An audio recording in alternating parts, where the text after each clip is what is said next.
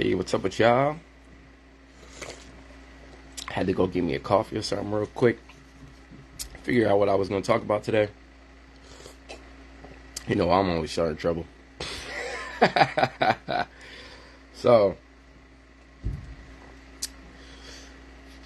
basically, I'm going to give everybody a little moment to get an idea of what's going on. Because I know it takes a little while for people to notice sometimes when people are alive or whatnot. I'll just kind of give it a little moment. I'm enjoying my little coffee. You know what I'm saying? A little honey bun. You gotta get right. But basically, I'm wondering what's the deal with the price of barbers. Right, we're gonna start off right there. So I didn't think that was gonna be such a controversial post. I'm not even gonna lie. I kind of thought everybody felt the same way. A lot of people do. Some people don't. But I've noticed that the price of haircuts has increased dramatically over the years. Now, I know everybody cracks jokes. We all crack jokes. I know it's part of what we do. We wouldn't be black if we wasn't cracking jokes, right? But let's be serious for once. Why the fuck are they charging $40, $50 for a haircut? Right? Doesn't make any sense. I feel like they're overcharging, right? And the reason why they're overcharging is because we as a culture have this thing with looking fresh and looking fly. I mean, everybody wants to look good. It's not like no group wants to, but we kind of go the extra mile to be fresh and be fly and stuff like that, right? With all that being said, what ends up happening is people aren't stupid, right?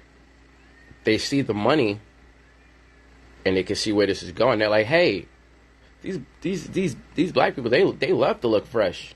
They pay exorbitant amounts of money to look fresh. You don't understand? People are going to stores and paying $500 for some Jordans that really should only be costing like max $250. You know what I mean? We have sneaker resales. Listen, we have sneaker resales. Like somebody legitimately goes out of their way to go buy new sneakers that come in the store. They go buy them for $200 and then go charge you $300. You know, I ain't mad at them. That's called capitalism, right?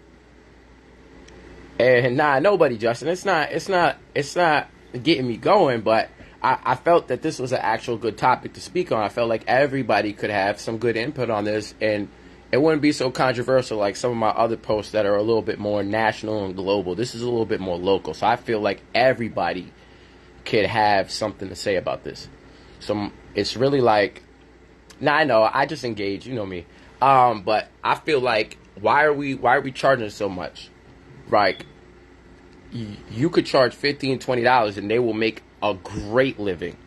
I have never seen a barbershop empty. And from what everybody's saying, they be backed up. Like, people have appointments that are backed up for months. Like, they can't get to certain barbers for months. Now, obviously, you know, that's a good job. They're doing a good job as barbers and all that. But I'm also going to call something else out. And I know this is going to create the controversy. Most of our barbers are Spanish. So I'm going to ask my Spanish brothers, why are y'all charging us so much? Why are y'all doing that to us? Because we come to y'all mostly. I'm not even going to front on this. I remember when I was younger, I used to, obviously, as a black person, I'm going to look for somebody who knows how to do my hair. I'm not going to necessarily go to a white barber. And the next best thing is going to be a Puerto Rican one, because their hair is more similar to ours. Like, some of them have the exact same hair because they are black too.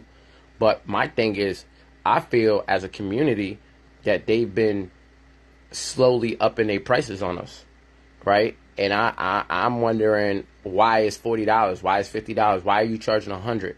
Like, what did you do? Watch Diddy on the video when he was like, yeah, I have a barber follow me. I'm like, bro, you're not Diddy. Diddy's a billionaire, all right? If he wants to overspend, that's fine. Let him overspend, but don't let that trickle down to us, because now you're basically raping us, right? Because now you got some some mom, right, with kids, right, and she gotta buy school clothes. She gotta buy that food. She gotta go to work. I'm not even saying that there's no dad in the house too. Let's just add that there's probably a dad too, and he probably going to work and doing what he's supposed to do. But now at the end of the week, they gotta sit there and think about, well, am I gonna get my kid's haircut, or am I gonna go pay this bill? You understand? Like, that's not something that should be happening, and the price of it is so exorbitant that you legitimately have to like save money to go get your kid's haircut, or like the family haircut.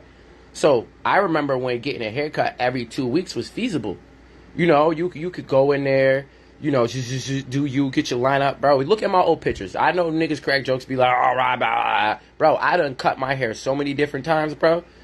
The reason why I grew my hair back, my daughter don't even like it. I don't go fuck about what y'all think. My daughter does not like me bald-headed, all right? Now you know. If anybody wants to ask me questions, you know what? I do it for my daughter because she likes the way I look, all right? I don't do it for nobody else. When I cut my hair, she thought I looked weird, all right? Even though, you know, my baby mom thought it was cute. She liked it. I get it. But it's like, I understand. I used to pay $15 max to get my hair cut. I used to get the lineup fresh, the little, you know, trying to go put a little style to it. Bro, it used to be feasible. It wasn't a huge chunk of my check. I wasn't looking at it like, yo, should I go buy this eighth or get my hair cut, nigga? You know, like, what the fuck, bro? How much money do you need to make an hour? And that's the worst part, too, because the customer service is terrible. And let you try to say something, niggas is going to be belligerent and ignorant. Because let's not act like barbers are not from the hood, bro. There's not a whole bunch of niggas that are just like professional college dudes who went through like some 10-year course to go learn how to fucking do hair, bro. That's not what this is. Niggas went to some little 3-month to 1-month course. A lot of niggas just learn how to do it on their own with a natural talent, which I respect. But at the same token, they're turning around and then upcharging you like some crazy price and then trying to excuse shit behind inflation or like the price of product, bro. I'm not dumb. I know how much that shit costs. And half that shit I don't even want on my head anyway. Why you spraying me with all that shit, bro? I didn't even ask for that. You know what I'm saying? If you want to cheapen your price, why don't you ask people if they want that extra service and then charge per extra little thing that you do? So start with the basic cut at $15, $20 and be like, hey, if you want me to hit you with all the colognes and blah, blah, blah, I'm talking about the extra shit. I'm not talking about your basic shit where, you know, you just doing your normal oils on the hair and stuff and all that. I'll talk about all that extra shit they be doing. Y'all know what I'm talking about. Don't act like you don't know. There been times I've been in a barber chair and I thought my hair was done and them niggas was still doing shit. I'm like, well, I don't even know what the hell this nigga's doing anymore, but whatever. You know what I mean? And then niggas want to add extra shit into it like it's part of the cut. Yo, doing my mustache and doing my shit, like, bro, that's not part of the cut. That's not part of the cut. That's some extra shit. All right? And that's the problem. Like, there's like a whole bunch of extra shit that always gets added.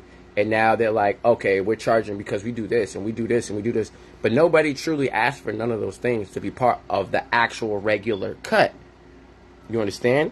So it's like, we need to push back on what they're doing. Oh, Vaughn, listen. Listen, all right, perfect. I want to address something that was said if nobody's reading the comments. I'm sorry. I know everybody's not necessarily reading the comments, but my boy Vaughn said, my argument is against capitalism. The merchant has a service you want. It's supply and demand. The other option is cutting your own hair. 100%. Nah, Brian, that's not why I don't get cuts. It's because my daughter likes my hair. But to answer Vaughn's question, you're 100% correct, sir. It is capitalism, and what I am preaching is another form of capitalism, because capitalism is what sets the price. But we have too long not said nothing, but we be grumbling. What I'm saying is there's been grumbling, there's been complaining for years. This isn't, Robert didn't just jump on this topic today like it's something. It's just something that necessarily hasn't been important to me, because obviously I do not cut my hair like that, but I do get lineups. Even though, okay, I'm lying. I don't pay for lineups, but I let my brother Cyrell line my hair up. You understand? Because I'm not paying $20 for you to put a line across my head, bro. I'm not doing that. I'm not doing that. All right? I'll let my brother do it. Okay? Now, the capitalistic approach to this is, you're right. What we do is we stop paying that price, right? We just stop going, right? We start going to our brothers and our cousins that'll do our hair, and we can just slide them like $10, $15 for taking 20, 30 minutes out of their time to help a brother out, right? Yeah, you're right. Let's start doing that again. Let's start going back to getting, our qualified family members who have a certain talent. Maybe they don't have a shop. Maybe they don't have a freaking piece of paper, because, everybody gets all caught up with that piece of paper. That piece of paper don't tell you what your skills are, all right? But if we can start doing that again, it will put pressure on them to start lowering their prices. Because what's happened is we become too fashion vogue, right? We become this idea that, like, we're some fashionistas. We're not. We're a bunch of regular ass niggas, bro. You know what I'm saying? I ain't even bragging, bro. I make like $40,000 to $55,000 a year, depending on how many hours I work, how much I work, and all that.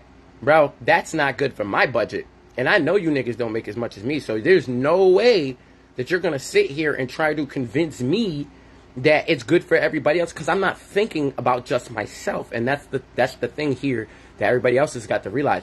Don't just think about what you can afford out of your pocket, right? Think about what everybody else can. Think about what the average customer is. You understand? You got to think about the mom and the dad who's coming with those 2 boys. The one that's coming with the 2, 3 boys or whatever not. Some people got more kids than that. And you got to understand, for them to walk into a barbershop is like, it's a paycheck. Like almost a paycheck, bro. And it should never cost a paycheck to get your hair done. Now, we can argue about, capitalism. That's cool. That's fine. But where's the morality in your capitalism? You understand? You're still a human being. You are still a person. You are still responsible for what you do. Just because you know somebody will pay a price doesn't mean you should charge it, right?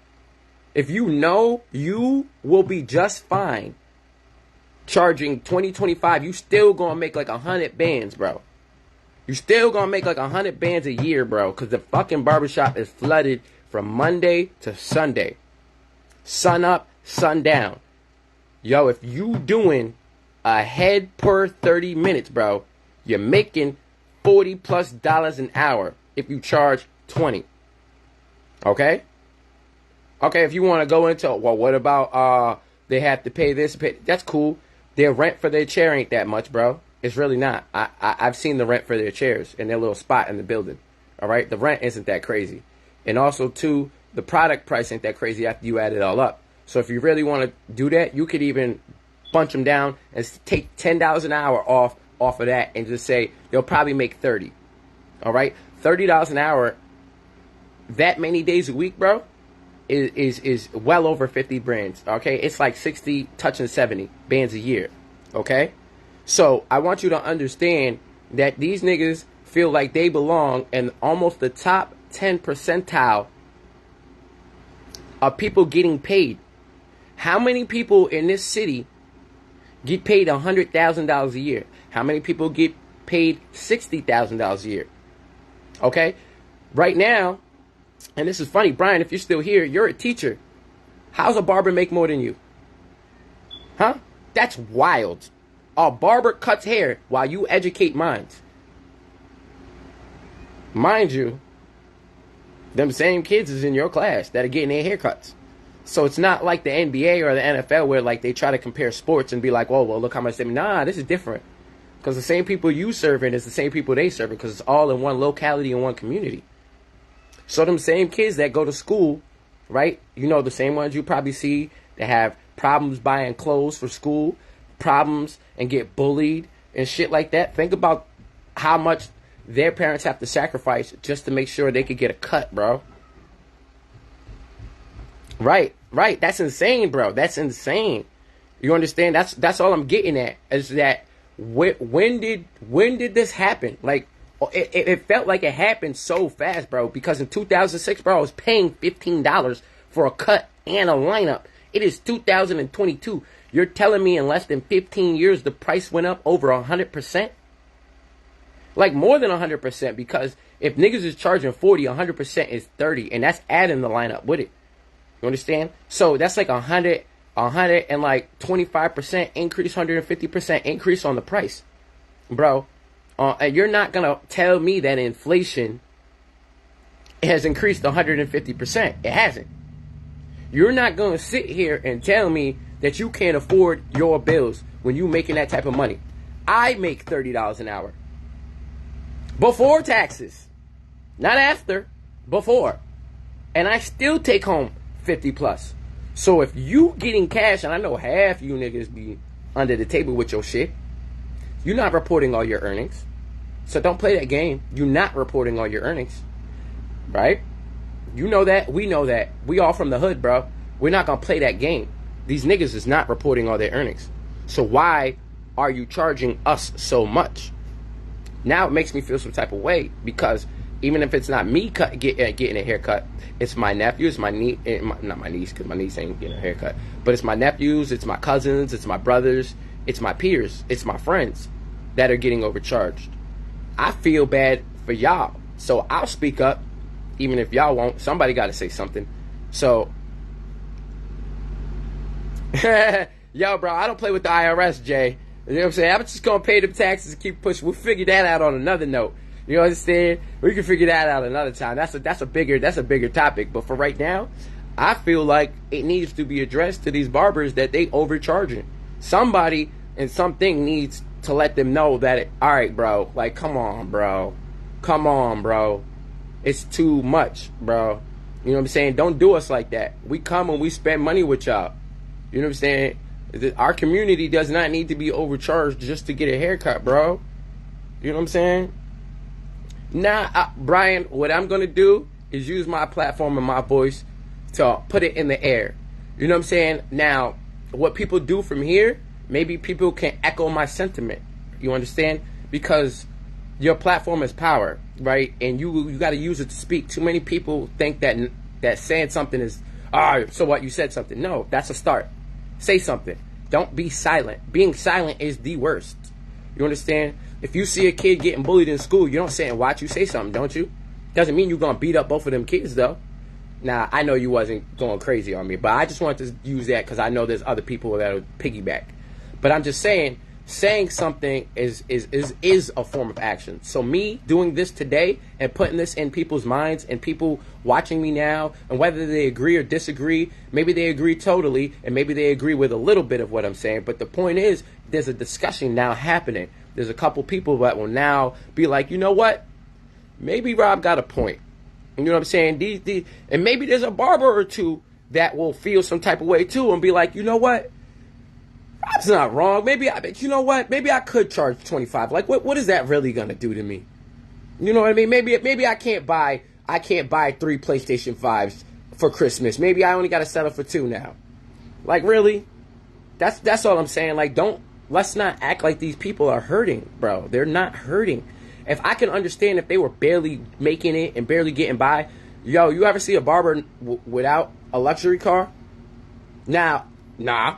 And if they don't have a luxury car, you know, again, I know I'm being a little stereotypical, but they love them 4 cylinders that they fucking soup the fuck up. Don't they? They put in all type of fucking turbo kits, aftermarket parts in their car. Where you think they getting that money from? They getting it off of your back, bro. And they're like, you know what?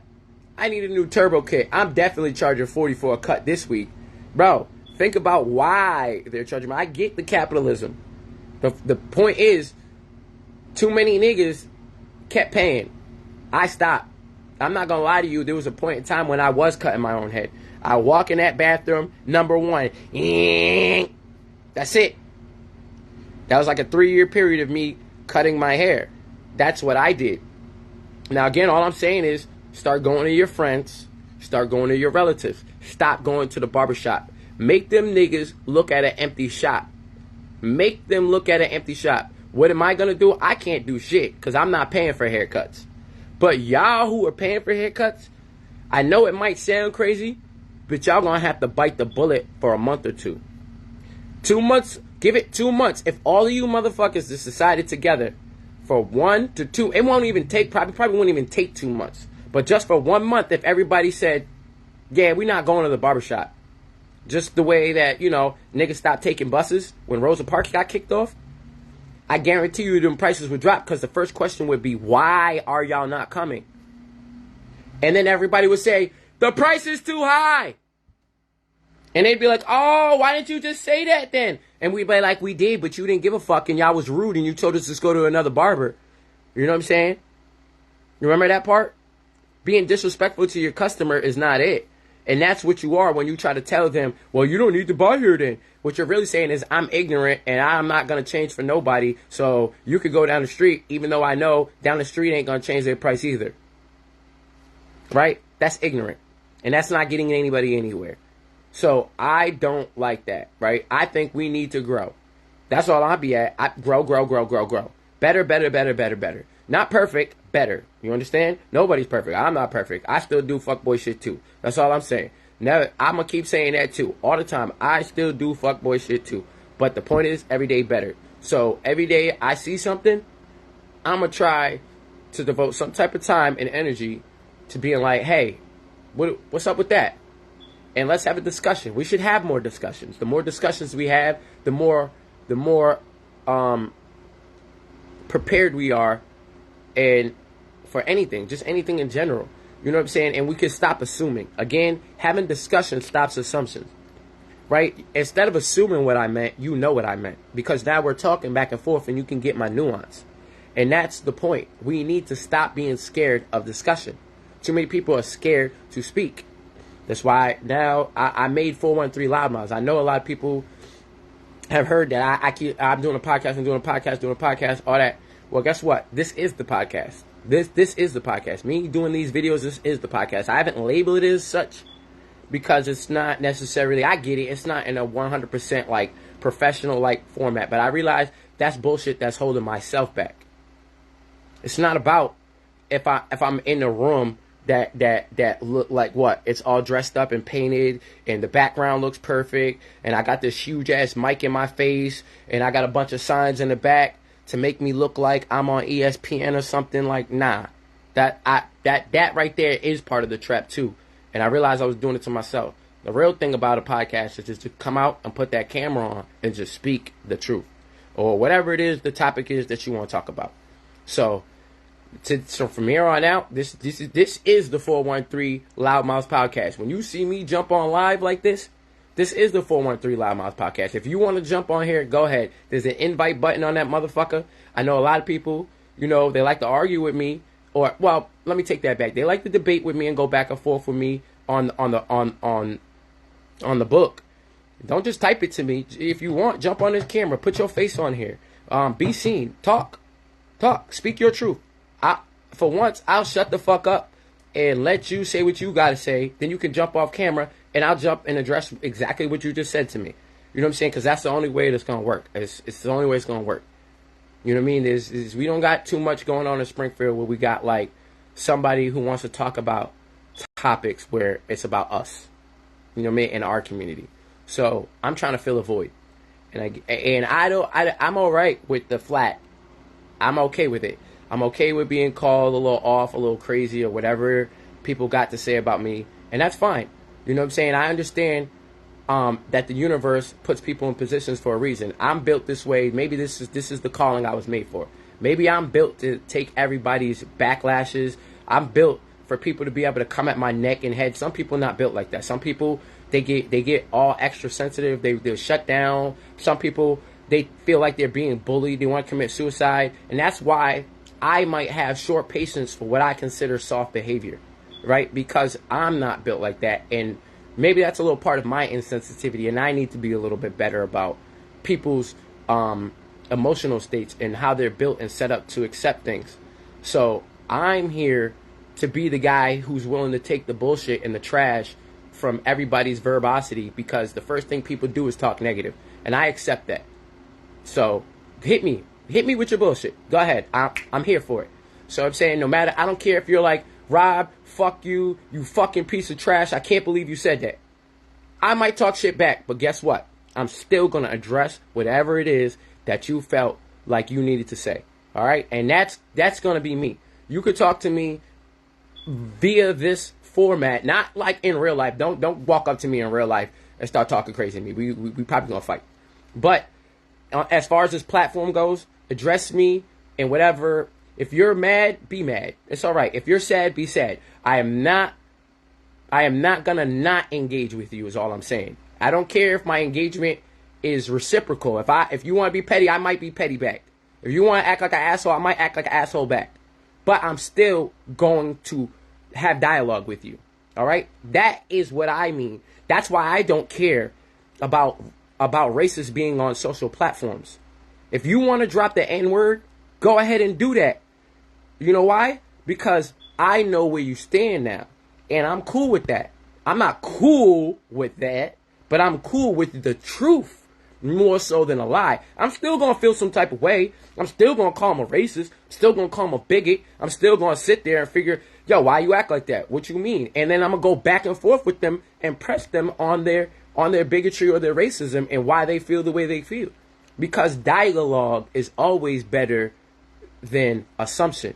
You understand? We're not going to get nowhere if all you're going to do is be like, blah, blah, blah, fuck you, I don't hear you, blah. That's not working for nobody. Right? No. I have not smoked yet, yo. Nah, I haven't smoked yet. I'm very clear-headed and clear-minded if that's what some non-smokers want to think. You know, all my smokers know that smoker puts your brain in on another level, but no, I have not smoked not one blunt today. I guess the only thing that I've consumed that is quote unquote like a drug is caffeine. So, like with that, I just wanted to put that out there about the haircuts. I feel like at minimum we should be in that $20 range, bro. I mean, $25 max, bro. That's all I'm saying. I think that price point needs to be pressed. $20 to $25. That's where I stand. All right? Make your money, bro. You know what I'm saying? Do you? But don't forget where you come from. We are still not there yet as a whole community. I don't like the negative tropes sometimes because it's too much sometimes. Some of those negative tropes are old and we need to upgrade them. Like, most people don't know that like 75 to 80% of black households are middle class. I'm going to say that again. 75 to 80% of black households are middle class. Okay? That means that most of us do not live in poverty. We might be struggling.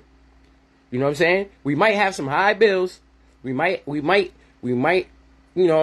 having to still sacrifice, but we are not living in project buildings and eating government peanut butter out the can. I've done that.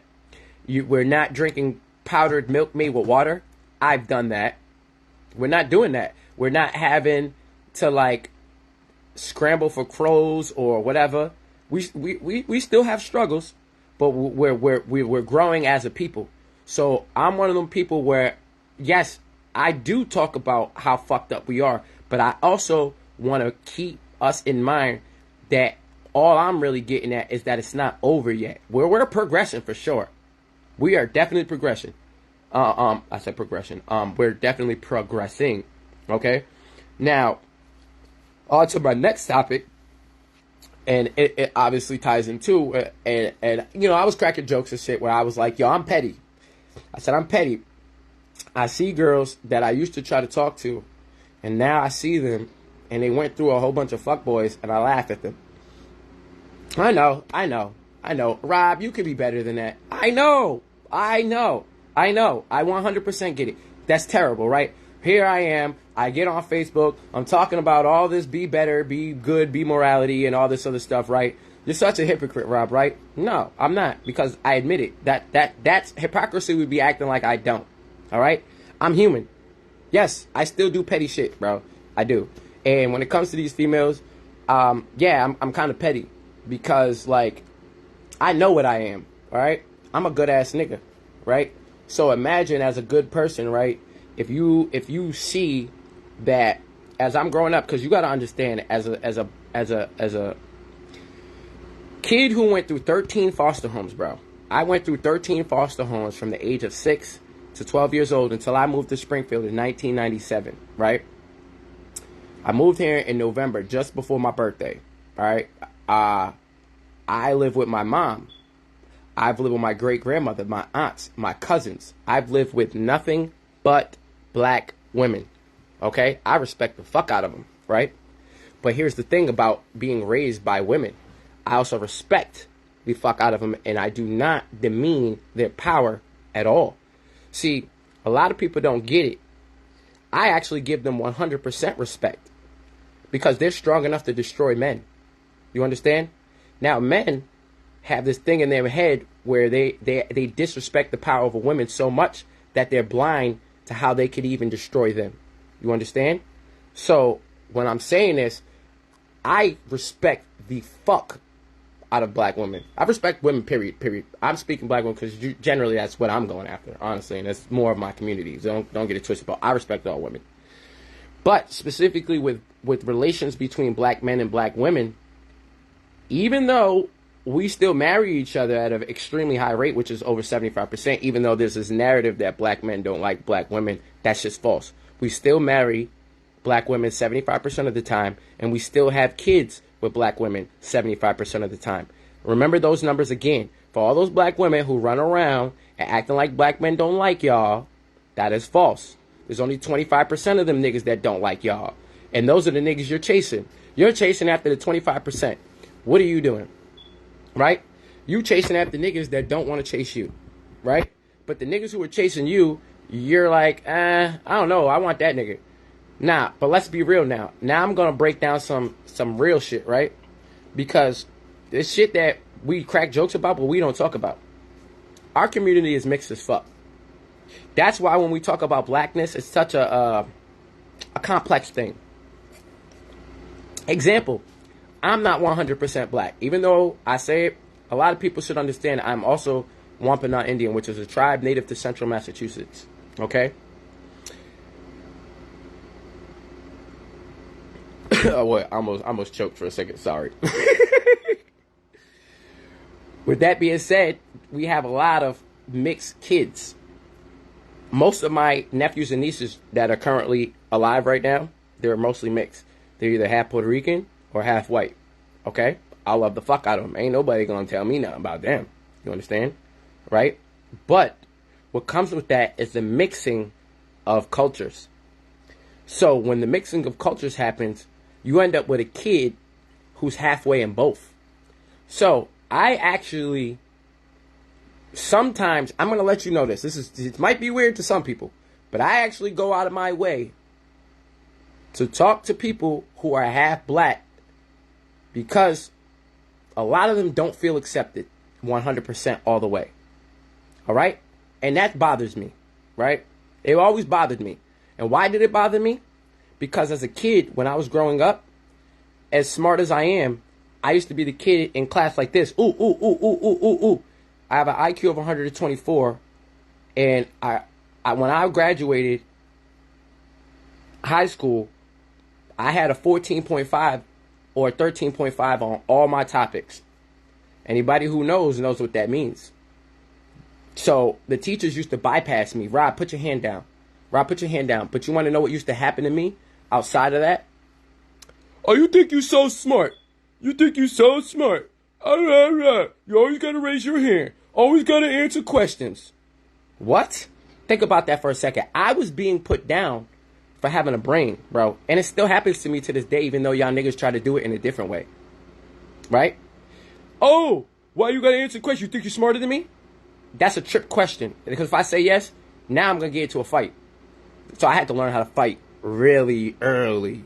That's why these hands work. Because since the age of 6, I had to punch a nigga in the mouth. Because he felt like my intelligence was threatening it to him. You understand? Here's another thing I used to get.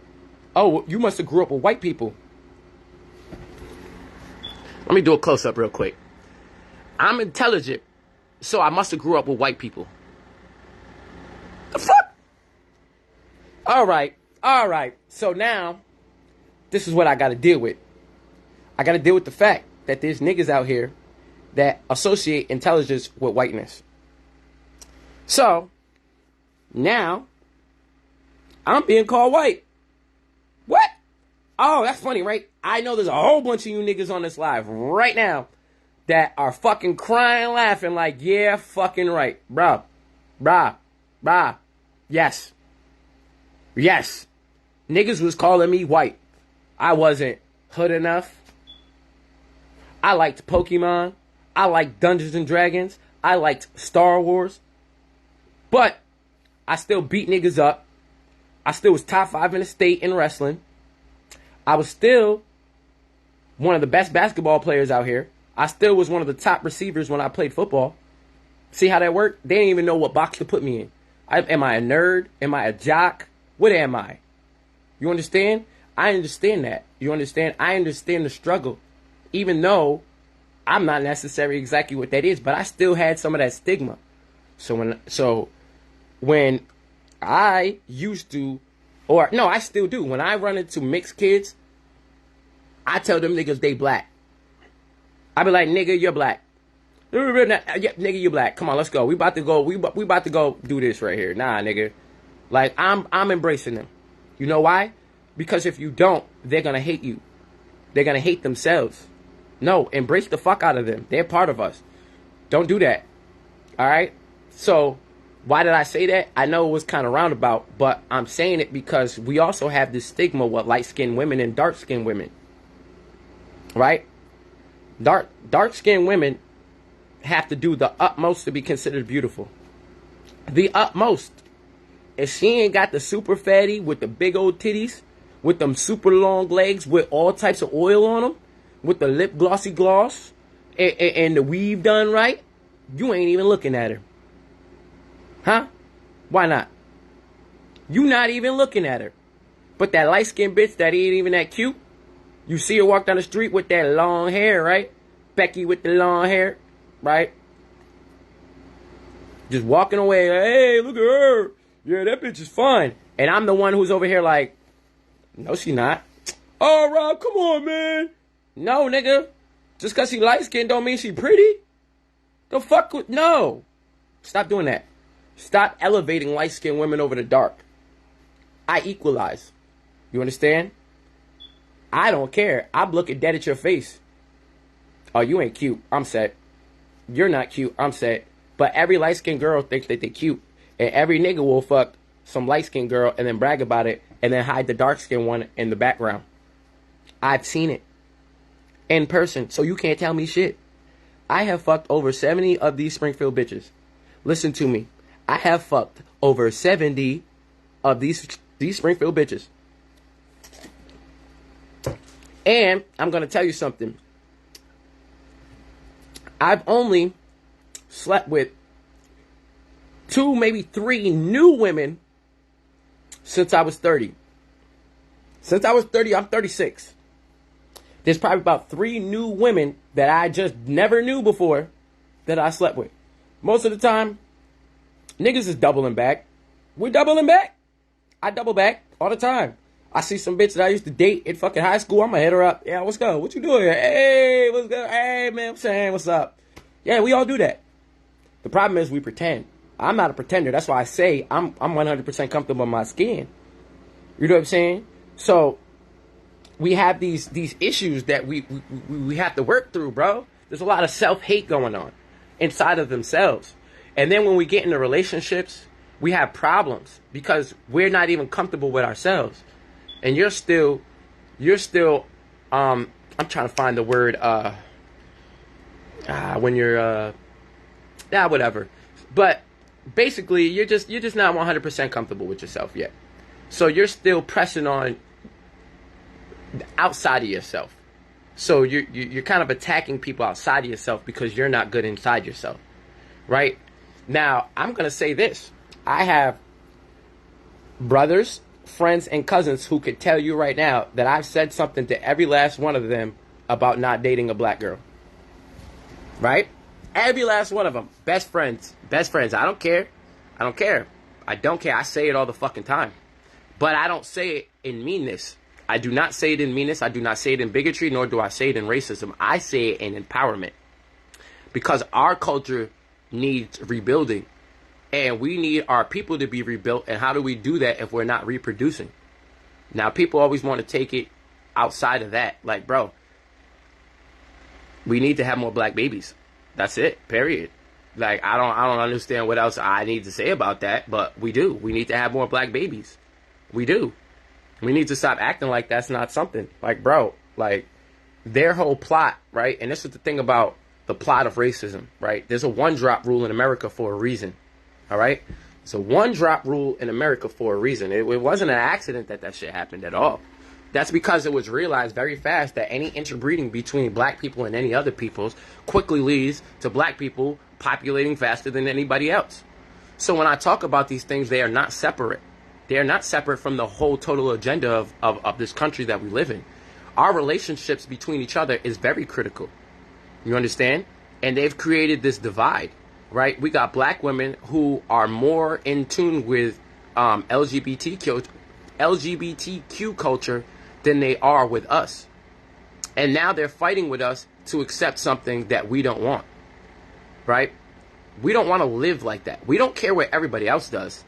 You understand? That's what I be trying to make people understand. Like there's cultural values and then there's personal freedoms. You understand?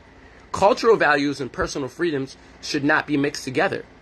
A cultural value is saying that that's not something we accept as a whole. That's not what we do, right? But freedom is being, if a black person, like I have plenty in my family, right, decides they want to do that, we don't ostracize. We don't be like, oh, you can't work here. You can't get a haircut here. You can't come visit during Thanksgiving. No, that's fucked up. If you're one of those people, fuck you. Okay? If you're one of those type of people, fuck you. I want to make that clear. All right, now everybody's seeing this. I don't want everybody hitting me up later talking about bigotry. No.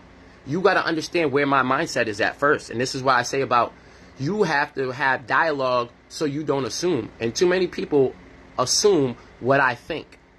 When people can't even think the way that I do think. They're too trapped in the mindset that they're in, and they don't even realize it until they're shown it. And all I'm trying to do is show people that there's a mindset that they're trapped in. You understand? So all these things that are happening is just attacks to our culture. You understand? And I want to uphold our culture. And the problem is that as African Americans, as black people, as African descended peoples, Afro Caribbeans, that's all of us, bro. Whether you're Haitian, whether you're Jamaican, whether you're Puerto Rican, whatever. We're all together, right? We are always told that we have to share what is ours.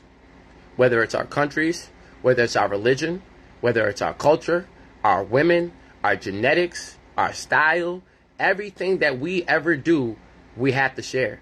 And all I be saying sometimes just let us keep something. We got to be able to keep something to ourselves without it being considered some form of a bigotry or hate, bro, because every other group is allowed to be amongst themselves. You know what I'm saying? And if I talk about black women and black men procreating together, somehow that's seen as a negative, and I don't truly understand that. It's weird. It's very weird. We really live in a society where we're slowly killing ourselves. We're breeding ourselves out of existence. You know what I'm saying? Think about it. If every black man doesn't breed or have kids at all with any type of black women like that, then that's less black kids being born. Now, obviously, if you're not straight, you're not having kids because, I mean, two men can't have kids, right? I mean, two women can't have kids. That's just natural order of things. So now, there's less men having kids. So, not only are we dying of heart disease, high cholesterol, heart attacks and stuff like that, bad health, we're dying of police brutality and criminal activities, whether it be from ourselves or others. And you add in all the other factors like jail, like people being put in jail for 20, 30 years. And then we didn't even get into the people who just can't have kids because, you know, shit, like either they're physically unable or whatever the case may be. But we are really not reproducing at the rate that we should be. And now what we have is a whole generation that has a diluted mindset. You want to know why the Black Power movement isn't as like vibrant and strong? It's because we do have a whole community of half black kids that vibe with the other side of their genetics. So imagine the struggle that it is, right? Put yourselves in this person's shoes. Put yourselves in the shoes of a person who has a black dad and a white mom, or a white dad and a black mom, and they got to be with their black friends who are talking about how white people did what they did, and all they can think about is their mom or their dad or their cousins or their brothers or their sisters. You understand? I listen, I get it. That's tough. That's tough. Because I'm going to tell you right now, that'd be like, because I'm Cape Verdean, right? That'd be like me seeing some Portuguese family, right? From way back or whatever, because it's too far now. But imagine if I just had some pure Portuguese family members and they accepted me, and then they started talking about the black side of my family. Oh, man, the other side of your family is wild.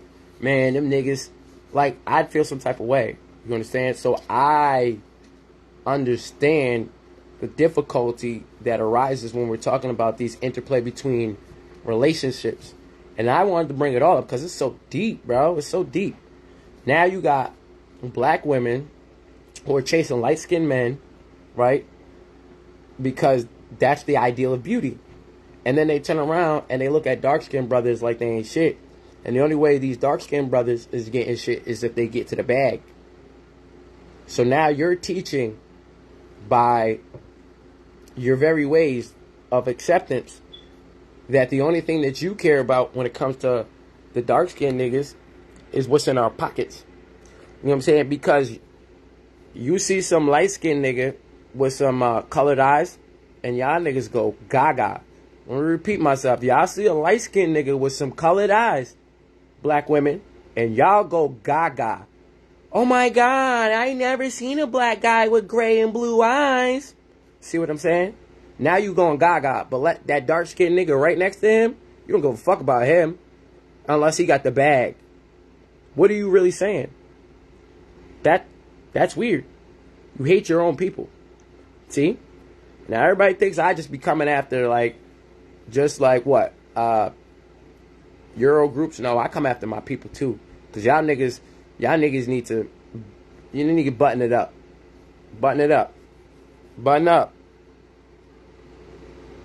Oh, listen. You listen. I also want to state this. I think there's nothing wrong with interracial relationships. I mean, Steve, you're 100% correct, but I want to clarify that those people, when we're talking negative about them, those are the ones. Okay, I want to clarify what I know we mean when we talk shit about black women or black men who date outside of our race. We don't care that they're dating outside of our race. You know what the real issue is? The real issue is they join that family. All right? That's what the real issue is. So, Steve, the real issue is, like, say, I don't know if you do or don't, but say you dated a Puerto Rican or black chick. The real discomfort comes when we see that black chick start hanging out with your family more than her own. And that she starts embracing those ideals more than her own family's. That's when it gets weird. It's not that you're dating her. To be honest with you, I'm impressed that any white man that bags a black girl. Let me tell you, black women are the most racist group of daters in the planet. Let me say it again. Black women are the most racist group of daters on the planet. So if you, as a white man, actually get a black girl, and it's not because of your wallet, I'm impressed. That's impressive. You know what I'm saying? Dirk's wife is black. I know a lot of people don't be peeping that. That nigga used to come to the game with a fucking plate with aluminum, a paper plate with aluminum foil over that bitch. All right? I already knew what type of time it was with him. I was like, oh shit. But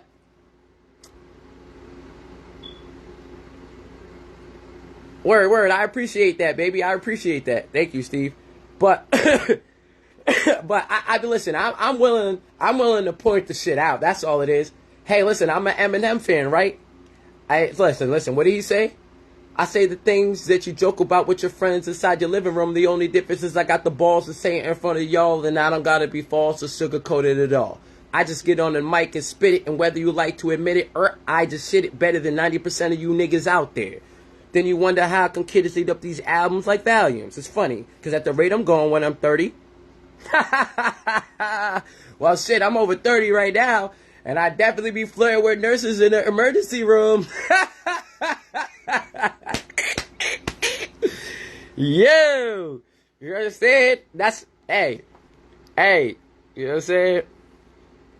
Listen, I respect it. And the thing about it is, the reason why I respect it is because you respect the culture, bro.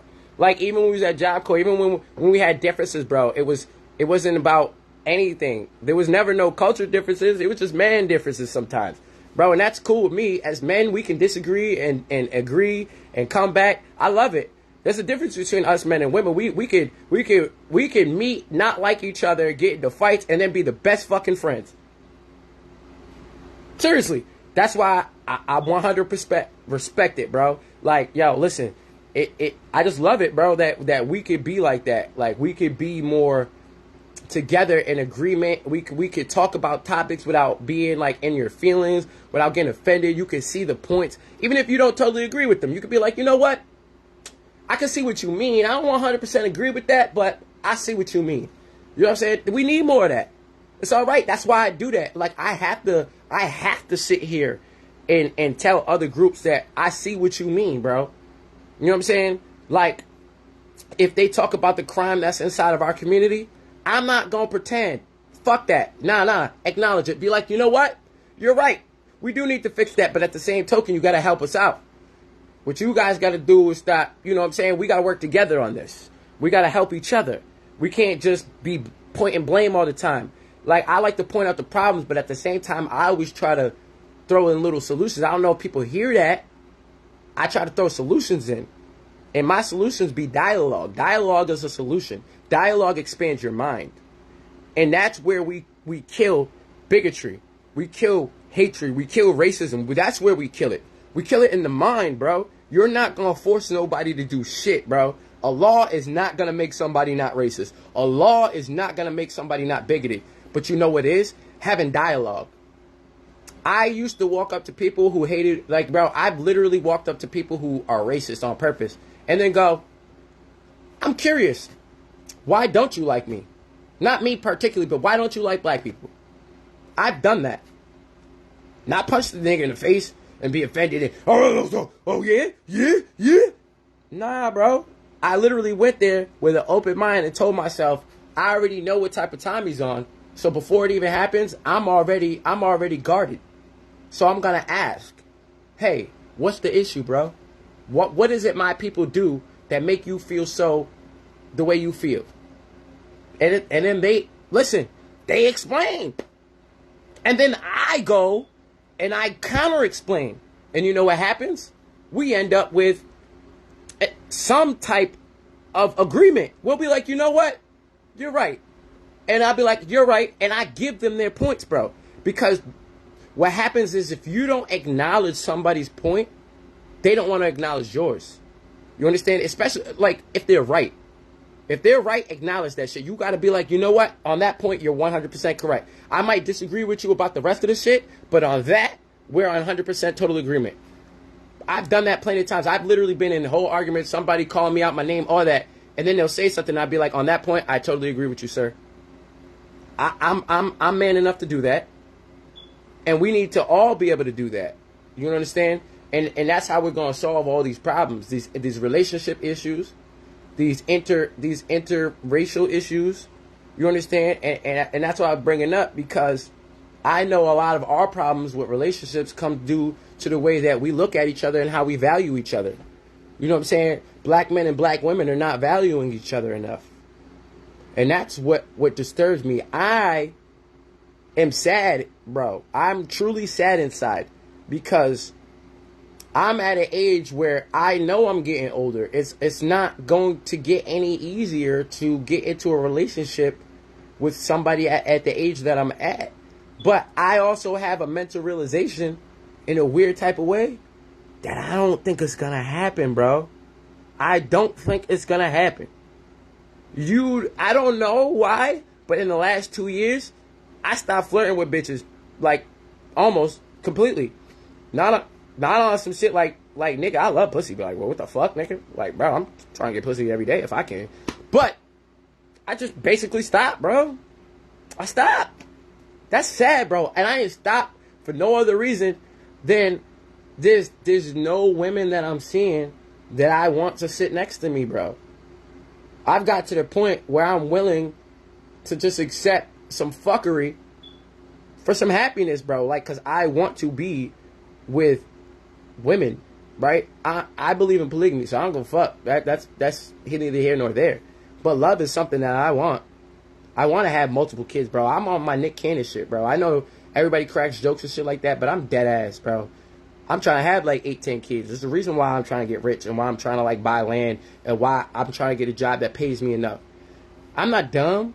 I know that in order to do these things, you still need a certain amount of resources, but you also need a good partner.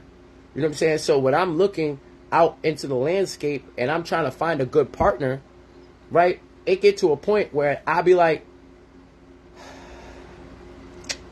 yeah, I know this bitch was a little hoe back in the day, but, you know, she looked good. She chilling. She got a job. Let me see what's up. But the bitch still want to be in the club and drink every weekend. And I'm like, ugh. So I'm like, you know what? Since I want multiple, fuck it. You know what I mean? But why am I saying fuck it? Why am I saying fuck it? Like, that I have to accept some bullshit. You know what I'm saying? Because that's what it's getting to the point of, like, in order for me to get with a black woman at this point, I'm going to have to accept some type of fuckery. Okay? Literally, I'm going to have to accept some type of fuckery.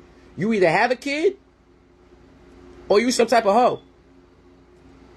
Or you have a fucked up mindset or something like that. Like you drink too much, you whatever. There's something.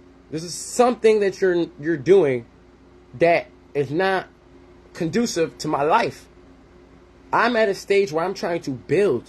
I'm trying to create. And women are in their own self-destructive way. They're trying to take. You understand? Yo, bro, if there's women listen to this, please look at what you're doing. Are you building with a nigga or are you trying to take from him? You're trying to take. What is he doing for me? That's taking. But what are you going to do for each other? Because everything is about necessarily what a man's going to do, what a man's going to do, what a man's going to do. And we do. This is the thing about it. See, what happens is we do, and then y'all keep doing the shit that y'all doing, and y'all want to still be able to do that. Y'all still want to go to the club with your friends on the weekend. Y'all still want to turn up while having a nigga who's a good nigga at home, who's willing to take care of the kids, who's willing to go to work, and do that. I'm going to tell you something. I'm going to give you some real shit. Here's some real shit. Niggas that are in the club every weekend are not good niggas for you. I'm sorry. All my niggas, all my friends, I love y'all. Go get it. Go get it. Go do you. I know why you out at the club. You trying to get you what you getting. But let me tell you right now, ladies. Those are not the niggas you want. They're not serious. They do not give a fuck about you. It is what it is. I'm going to tell the truth. I know niggas are like, yo, Rob, come on, man, chill. You giving up the playbook. Now, I'm not giving up no playbook, bro. It's not a playbook. You understand? I'm just going to tell it what it is. A nigga like me tired of the bullshit. So let's separate it. If y'all want to go out to the club and do all that other bullshit, fine. But don't run around wondering why you don't have a husband and why you're not wifey material. You cannot have your cake and eat it too, honey. You can't. And what you're dealing with now is the result of what you created since the 70s. And again, not every woman was born then, but every single woman who's helped perpetuate this bullshit, you're part of the problem. When a man comes up to you and says, hey, I'm trying to be that. I want to give you a place to stay. I want us to be mentally connected. I want to build. I want us to do something together. You know what I'm saying? And y'all are like, and y'all string them along. Because I see it all the time. Good niggas get strung along and get put in the friend zone. And the same nigga who walk up will call you a bitch. Bitch, get the fuck out my face. Fuck, man, suck my dick, bitch. Fuck. Those are the niggas you want. I started acting like that. You know, I did. By the time I was like 19, all that shit was out the window. I was running around on some bullshit, bro. What you talking about? I'll run down. I run all the way down. What's up? What's up? What's up? We trying to fuck? What's up? What we doing? Ah, bitch, man, you ugly. Get the fuck out my face. Nigga, I used to be like that, bro. While still having morals in the back of my head, knowing what the fuck I was doing, knowing what I'm doing, like, but not really loving it, but understanding that in order to get what I wanted, I had to act a certain type of a way. Like, why'd I have to be a dickhead and talk disrespectful to females to fuck? Why I have to do that? But when I was a gentleman, I used to walk up to women like, excuse me, miss, how you doing? You know what you get? I used to have a friend who would, hey, yo, what's up, bitch? What you doing? And then bitches would turn, hey, and I'm like this. I look better than him. I got more money than him, and I'm more polite. Why they look at him? What the fuck? I said, let me try that real quick. Hey, yo, shorty with the fat booty, what's up? Turn around, what? Yeah, you, what's up? What you mean, what's up? I'm saying I got this bottle right now. What's up? You got this liquor? You trying to pull up? We go up to the crib. We be on cab, bro. What's up? Yeah. Come on now. Come on now. These are the women that we try to make wives. And we're trying to act like these are not our peers. These are not our brothers, our sisters. I mean, brothers. These are not our sisters, cousins, and aunties and shit. No, those are what they are, bro.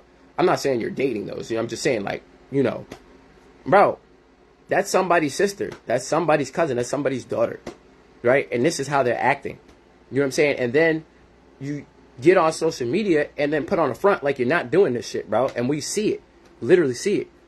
You know what I'm saying? I have secrets that I don't tell. And I won't tell. You understand? Because that's why I have this mentality.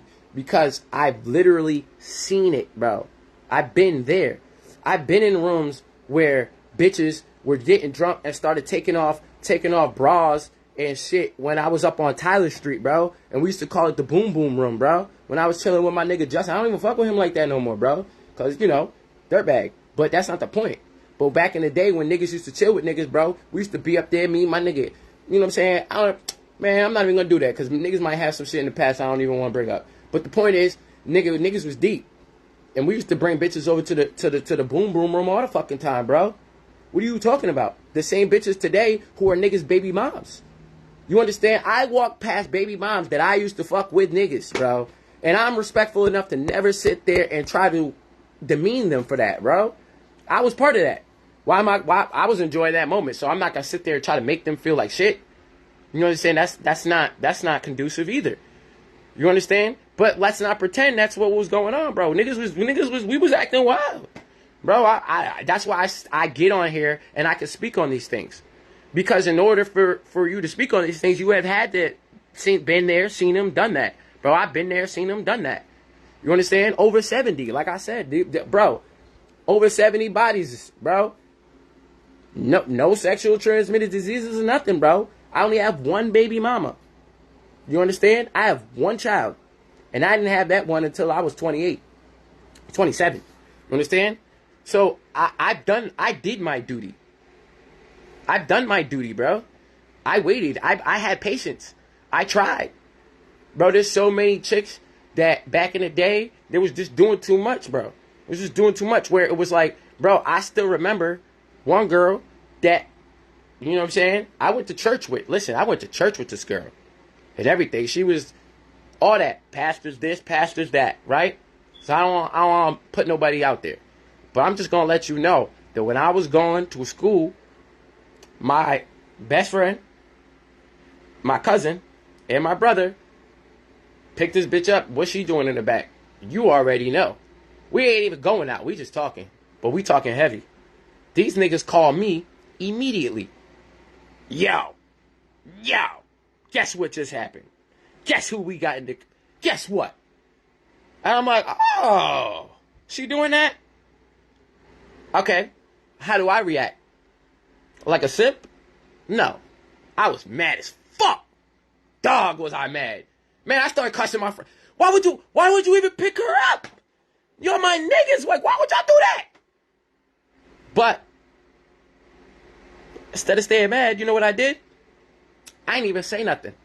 I said nothing. I just let her continue to think that she thought I didn't know. And you know what was sad? She really thought I didn't know. And then she turned around and tried to ask me out. And I laughed in her face. And I was like, nah, I'm just here for the pussy. And then, when you do that, you know what happens? Females get mad. Oh, you just wanted me for the pussy? You just fucked my friends, bitch. The fuck is you talking about? You understand? Why niggas, like, bro, niggas need to tell more of these stories. Why niggas are so proud that they think they just pimping Ken everywhere? Nah, nigga, I've had my heart broke. I've had my heart broke, too. Trust me, I got played before. Not played, but I got played before. I'm not saying played like I got ran for my money or like I got simped all the way out. But I got played like in the sense of thinking about, oh, she was worth something and she really wasn't. You understand? Mind you, every time I be attracted to beautiful black women. What do you want from me? I'm attracted to beautiful black women. So 80% of the women that I've slept with have been usually darker skinned, pretty black women. So, what the fuck, bro? What's going on here? You understand? What the fuck going on here? And here I am going to college, got an education. I'm on the basketball team. I always had a job since I was 16. But the niggas that they want are the ones who don't have none of that. And they walking around looking dirty. Niggas ain't took a shower in 3 days or whatever. They're not wearing the same clothes. You know what I'm saying? They ain't even... I'd be like, bro, you don't understand the grungy ass niggas I done seen bitches sleep with. The baddest bitches, too. The baddest bitches I've seen slept with some grungy ass, dirty ass niggas. And a lot of these females out here, low key, be sniffing coke. So they doing shit for favors. And that's where everything fucks up, too. Because now what happens is, we got women doing shit for favors. You know what I mean? And I respect prostitutes and hoes too. I want you to know that. I respect the honest ones though. I don't respect the secret hoes, and I don't respect secret prostitutes. If you were a secret prostitute, I really don't respect you. Because what you really want to do is you want to be a prostitute, but you still want to be you still want the imagery of a wife.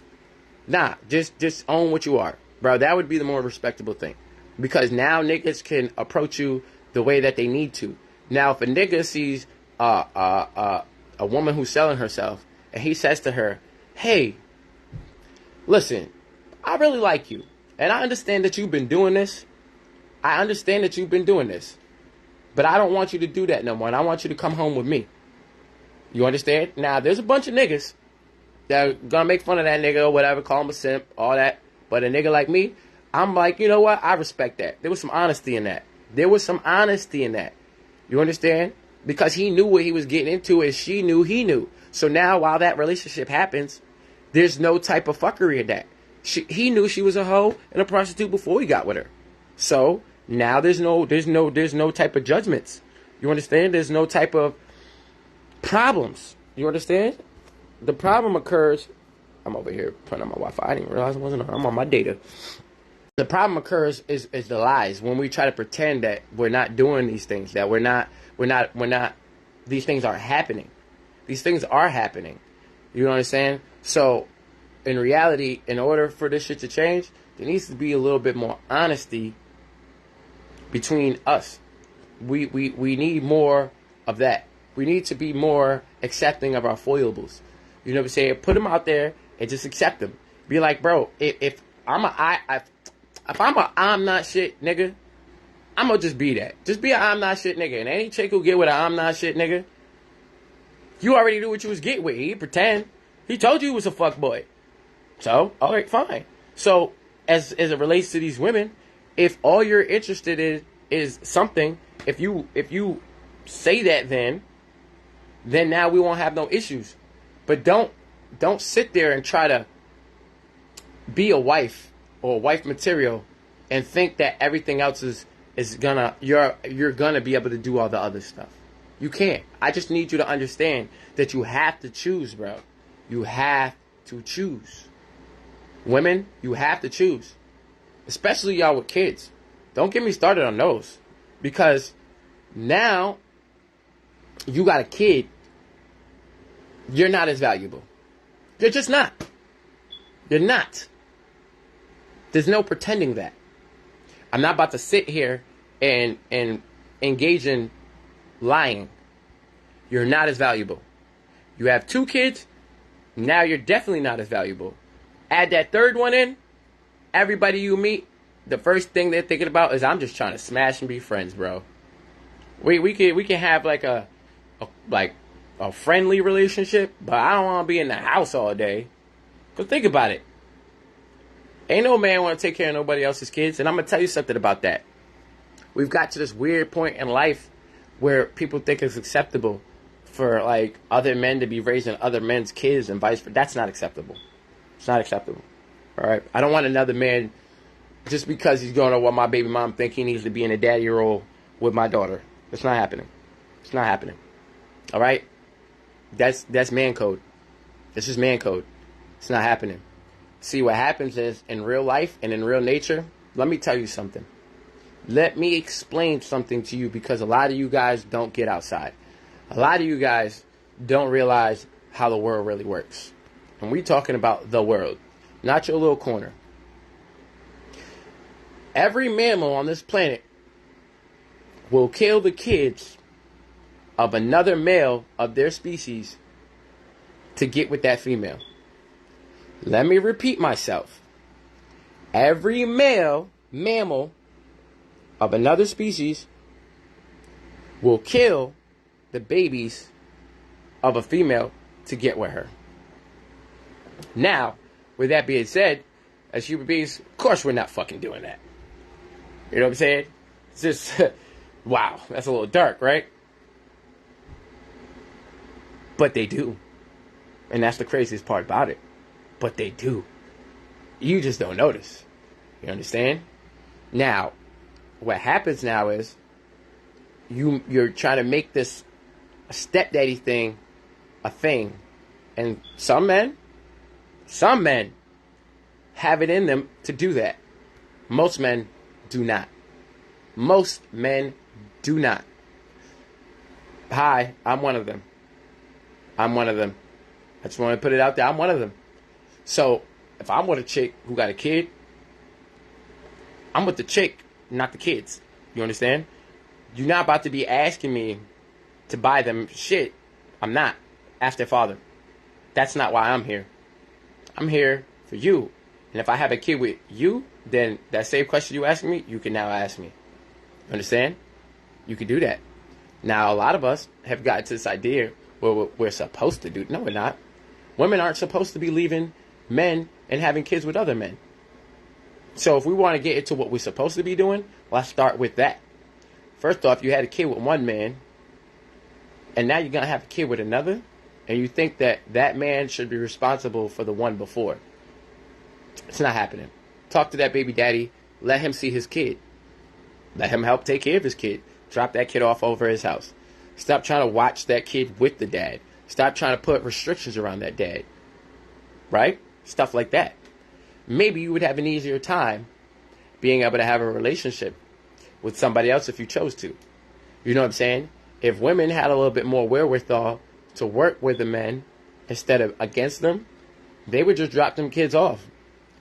You know what? You don't even need don't even ask no fucking questions, bro. Y'all just want power. Y'all want the ability to control. So stop it, right? Because you're not really going to get that from a man. See, that's the problem. When a woman's trying to control a man, we run. Like run. From everything. If you could try to control the man, he'll get so fed up that the kid gets left behind. You understand that? You're creating an environment that's toxic for a man. to exist and be in a great mental state.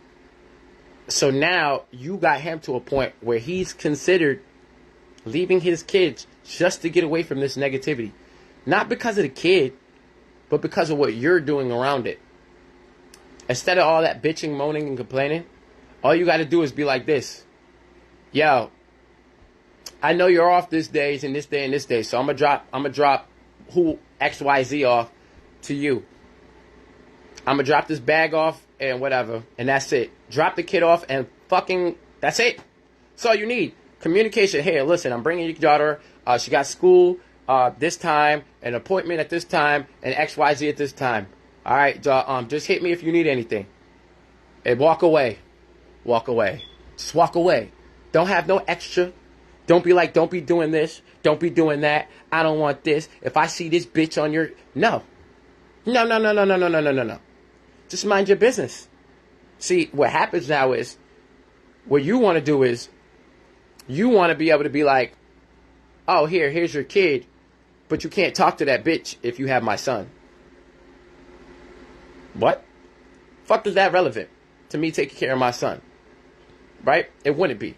That's just something for you to do to be spiteful and have some type of control. Now, that's one of our issues. Spitefulness. Spiteful women are creating an environment where men can't be fathers. Alright? Spiteful women, and I'm talking specifically the city, because I see it daily. I see it all the time. So I don't give a fuck what type of bullshit that any chicks try to write. I watch y'all in real life. Alright? Stop it. Niggas watch y'all in real life when we talk about y'all. All niggas get together, especially fathers. If we're all fathers, we talk to each other. Especially when it comes to y'all. Fathers are going to talk about y'all, talk about how y'all are running us ragged. And you know what? I want you to know something. We all admit what we're doing wrong. You know that?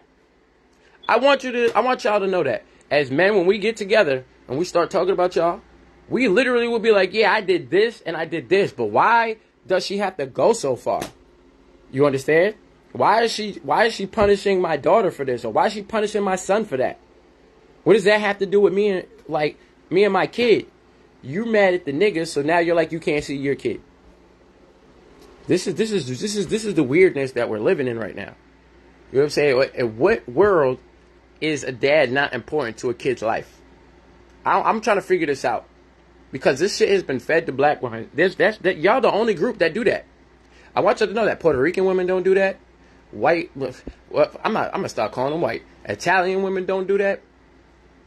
Irish women don't do that. Jewish women don't do that. Why is it black women who do that? Why is it black women who constantly say, I don't need no man? Yes, the fuck you do, bitch. That's your pride speaking. Yes, the fuck you do. You need a man. You know what we do? We stop y'all from doing bullshit. I'll give you an example.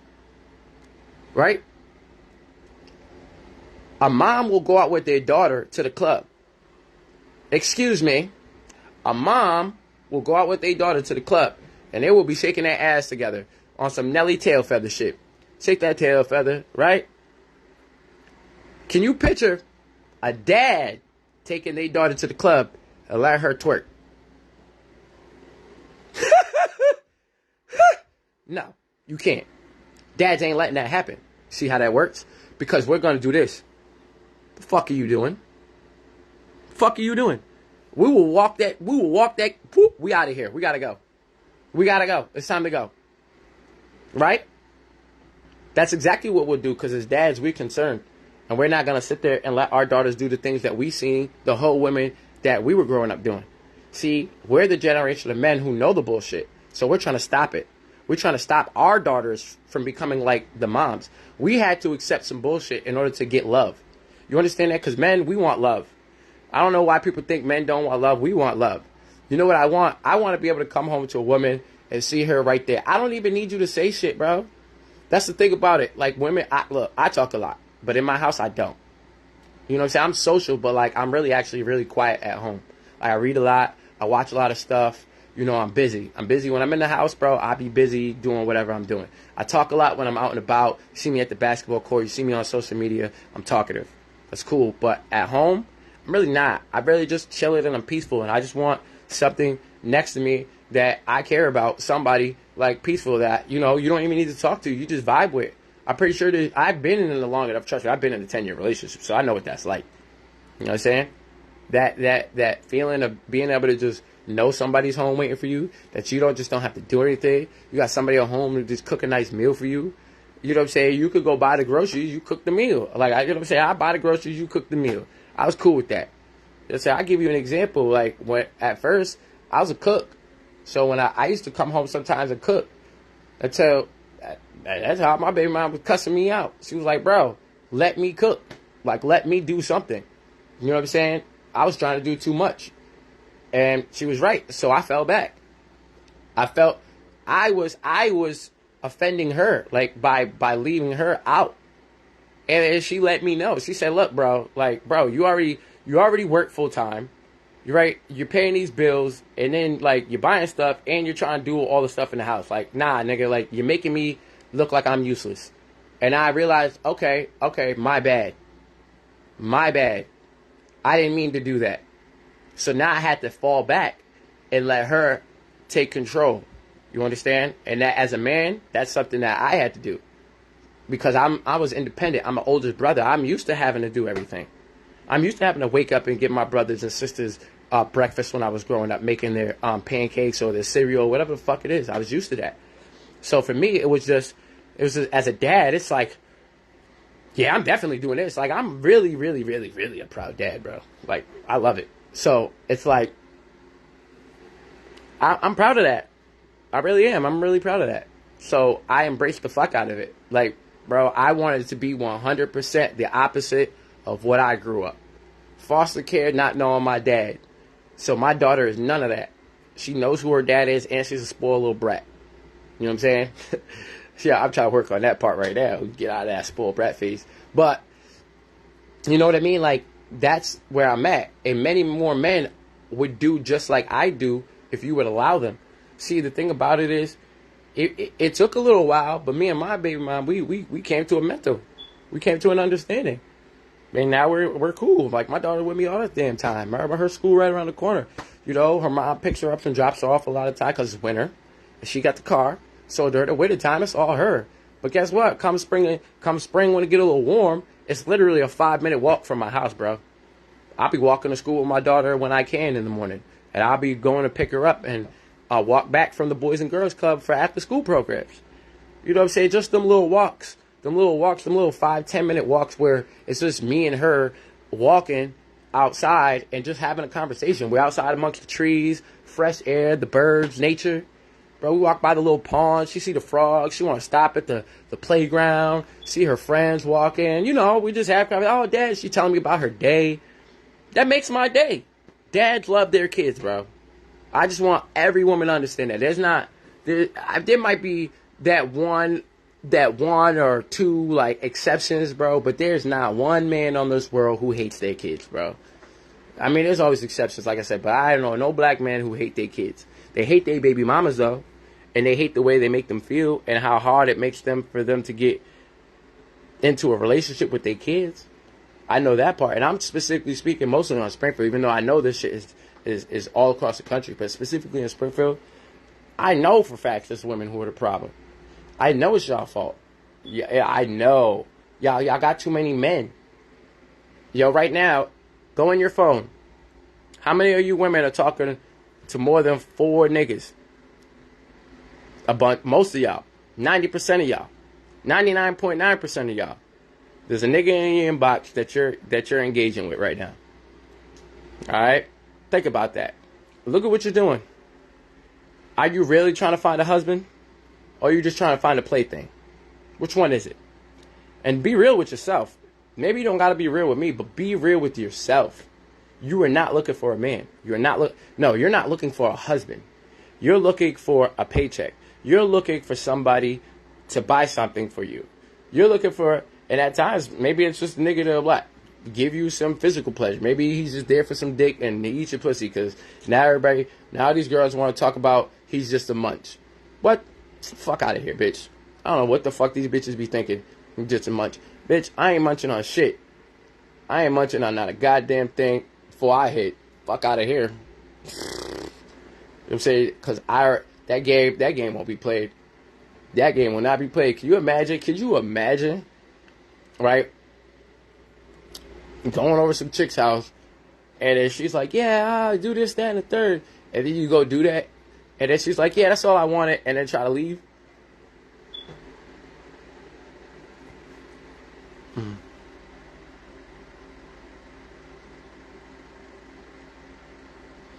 Now, me, I don't even put myself in those situations, right? But let me say something. You already know, and I already know, before you even thought it, and before I even thought it, that nigga probably gonna punch that bitch in the back of her head or something. Alright? So, like, yo. Let's just laugh for a moment, because let's not pretend we don't know that's how a nigga would be feeling at that moment. Like, he really want to just, what? Boop! Right? But that's how savage and scandalous it is now these days. And here's the worst part. It's enabled because somebody will really verify and act like that was okay. They'll be like, yeah, nigga, just, you know what? Toss it up to the game. What game, nigga? What game? You're like, niggas is playing too many games, man. It's time to stop playing games. Alright? It's time to grow up. You know what I'm saying? Niggas is 30 plus and 20, 28, 27. It's time to grow up, bro. Like, the whole lifestyle is not the lifestyle. It should have only been like a couple year phase, bro. I think everybody goes through a little phase, but it shouldn't have been a decade. It shouldn't have been 15 years. Like, why we... The fuck? That's crazy. You know what I'm saying? So all I'm saying is that as far as Springfield women go, I need to get y'all shit together. Springfield specifically. You know what I'm saying? The city is too small. And it's really not that small. There's 155,000 people. There's 35,000 black people. It's like, we don't even know. I don't know 35,000 black people, nigga. I don't. Not personally. So all I'm saying is, why are we acting like this, bro? Why are we acting like this? When has it become cool for us to not want to be in a relationship with each other and just be hoes? Right? Because, and again, it's sad for me. Because I'm at the point in my life where, like I said, I'm a polygamist. And I'd want to have a serious relationship with, like, multiple women. Mostly because I'm a very, very, very huge believer in the village concept. And a lot of people don't understand the village concept, which is it takes a village to raise a child. But a lot of people hear that and don't understand what a village is.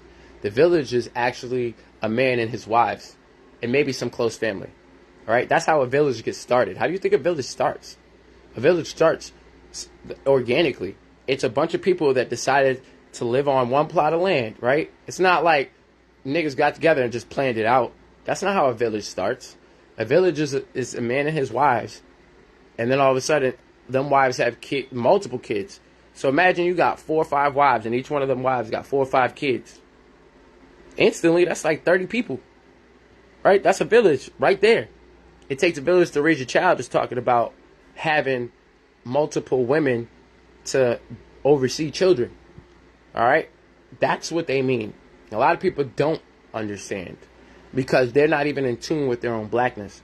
They're so in tune with this Eurocentric culture that they believe that the Judaic ideal is the ideal, or pseudo-Christian, because it might not even be Judaic completely. Because back in those times, King Solomon had, like, 100 wives or some stupid shit? Whatever. You know what I mean? A lot of those biblical figures had multiple wives. So I don't know exactly which era it kind of became not a thing. But, yeah, once it kind of left Africa, that's when it kind of became not a thing. Because the truth is, the way that men die, there's always going to be 2 to 3 women for every man that's in existence. So if you really wanted to be technical, if every black woman married a black man, 66% of y'all wouldn't have kids or be lonely. And y'all be lonely. So I want you to understand that. If every black woman married a black man, 66% of y'all would probably not have any kids or a man. That's it. And that's filtering out all the numbers. Because not only is it like a one black man for every like 2 point something black women, but we haven't even added in gay black men who are crippled, black men who have mental disorders and can't function in society, black men who are in jail, black men with crazy illnesses like AIDS or something.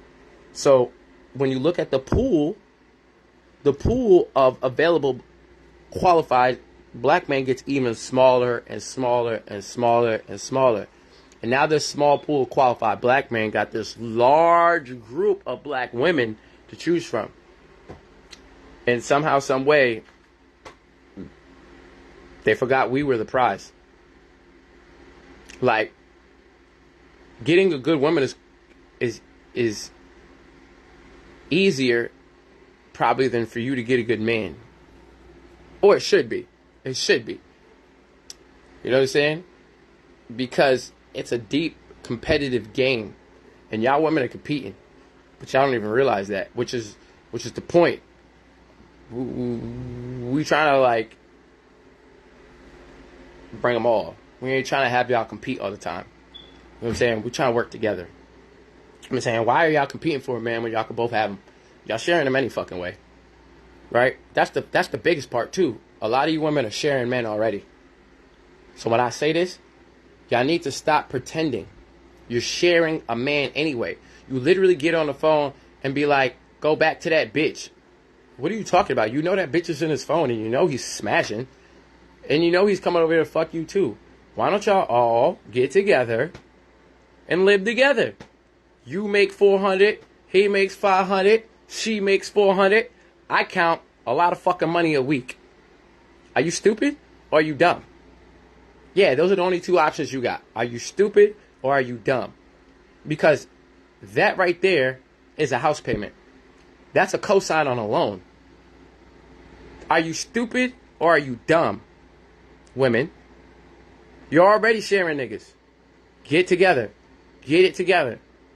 If you know that you have a baby with a nigga and you know his baby mom, plot behind that nigga back. And I mean in a good way.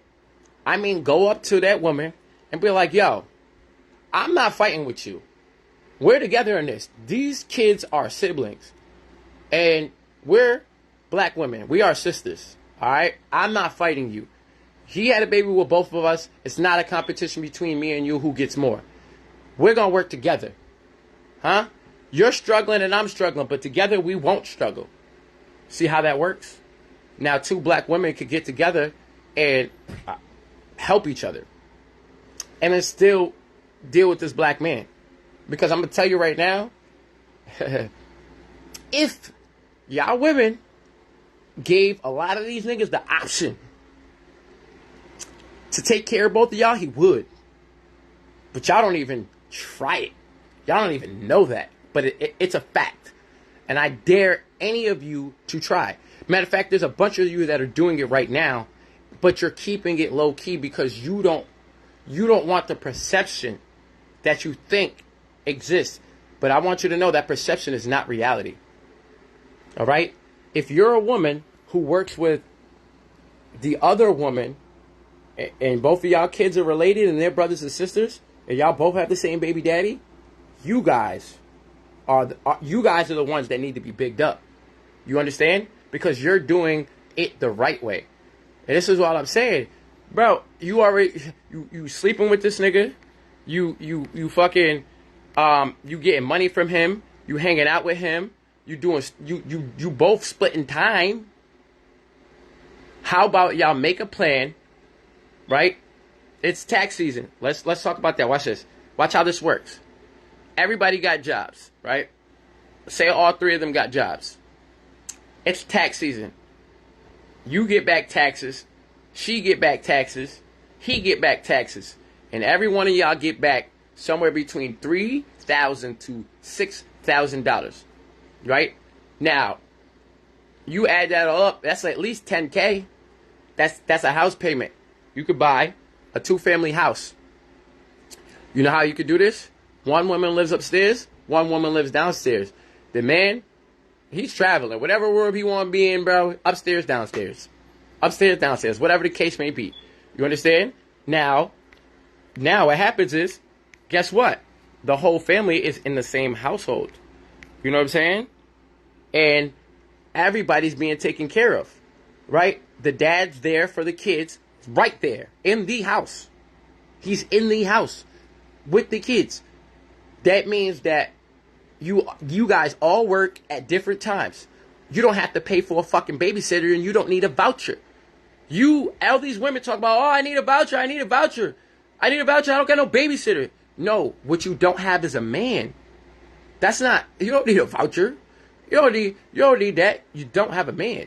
That's what you don't have. Then again, if you was working with the other woman instead of fighting against her, then it could be 2 women and the man, and all them kids belong to the man, and y'all live in upstairs and downstairs, and y'all can help each other. Hey, I gotta go to work, and you don't work at this time. You can watch the kids. All right, bet.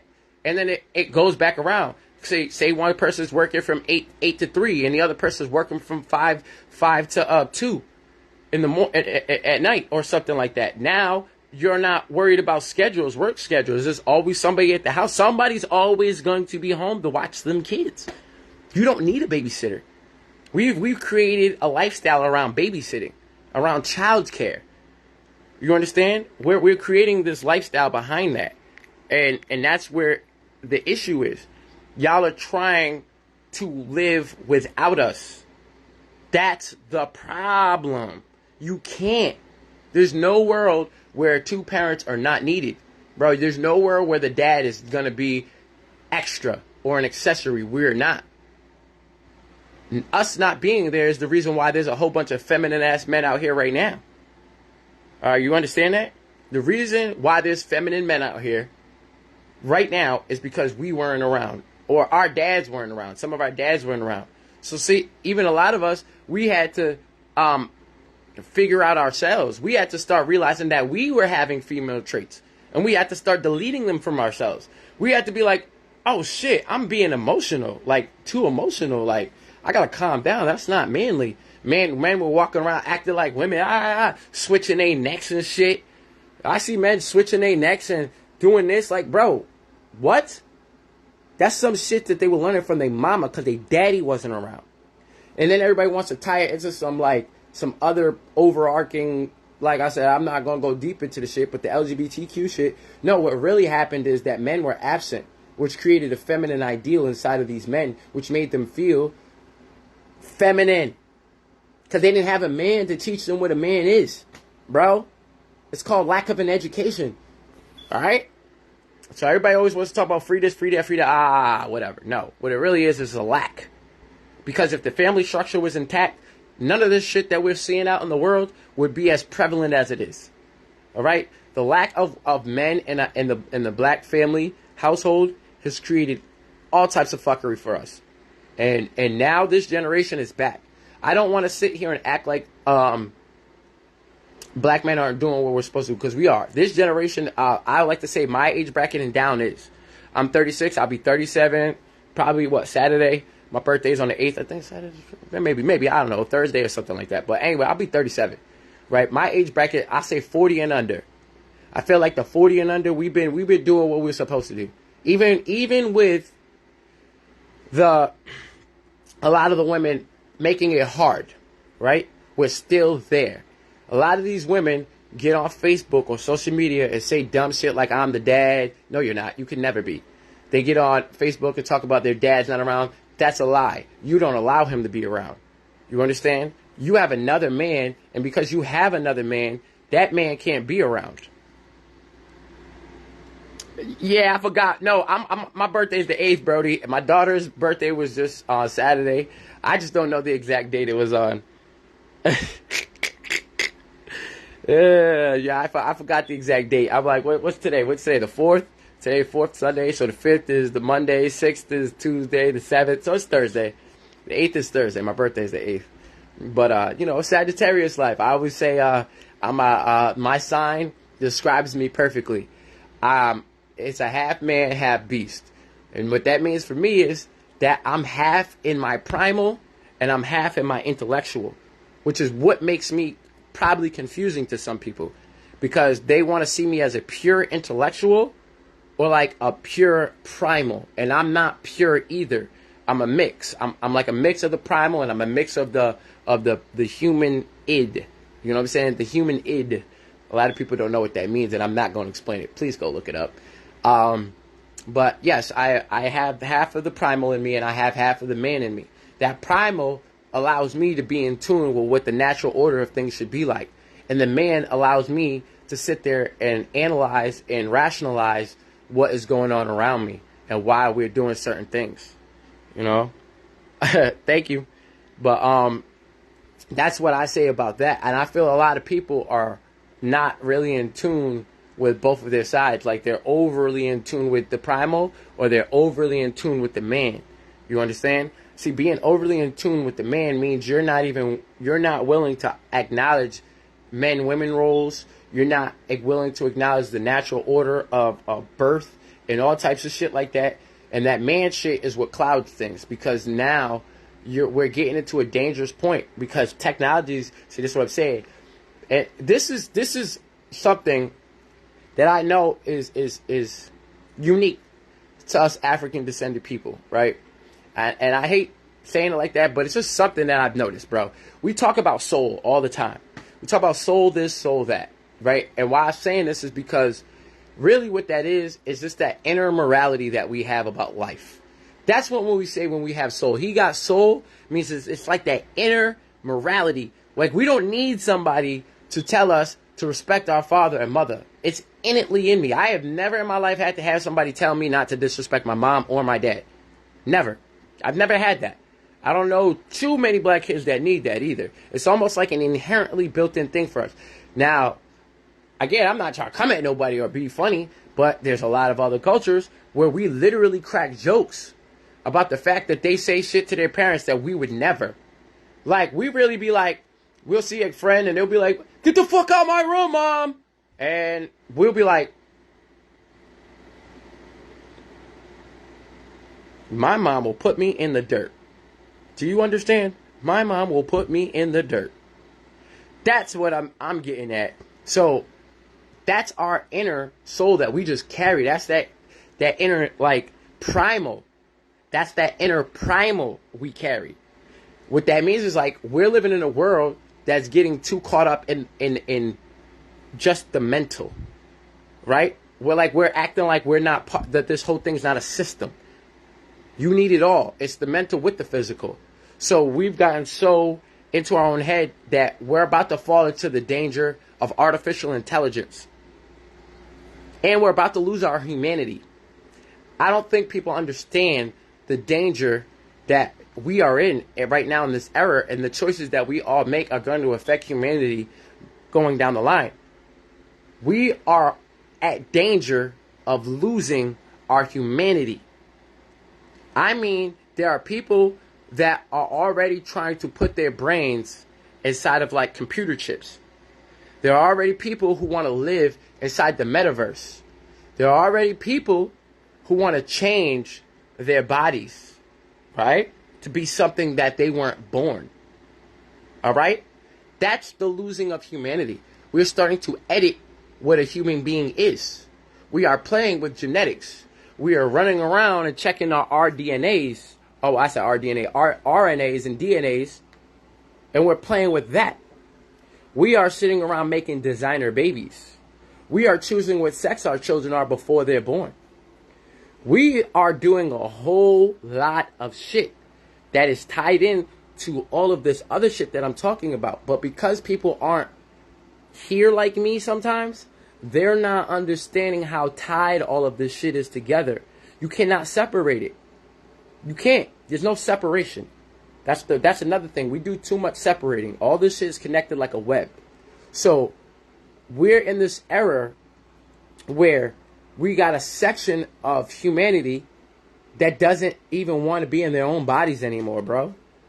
They're just that sick of life that they don't even want to be in their own bodies anymore. They're not comfortable being themselves. And we've created an environment where we're allowing people to be what they aren't. We're living in a world where we have to allow people to make their perception reality. You understand? We cannot do that. We have to stay in reality all the time. Not sometimes, not just for a moment, no, all the time. Because those are the things that are starting to confuse us as a people, right? They get in your head. It's very insidious. And then the worst part is they start when you're a child. So a lot of you guys don't even realize the shit that you were taught has been taught to you since you were a child. Just like when I was growing up, bro, I'm in the era where Christopher Columbus still discovered America, right? I'm from that era. I'm from that era where they were still teaching that. Why is that important? Because I'm trying to highlight how fast we change shit, bro. Like, that shit changed almost overnight. Like, I remember when I was going to school, Christopher Columbus was considered the discoverer of America. And then, like, I don't know, within like a 10-year span, everybody got on this truthful wokeness thing before being woke was like a bad thing.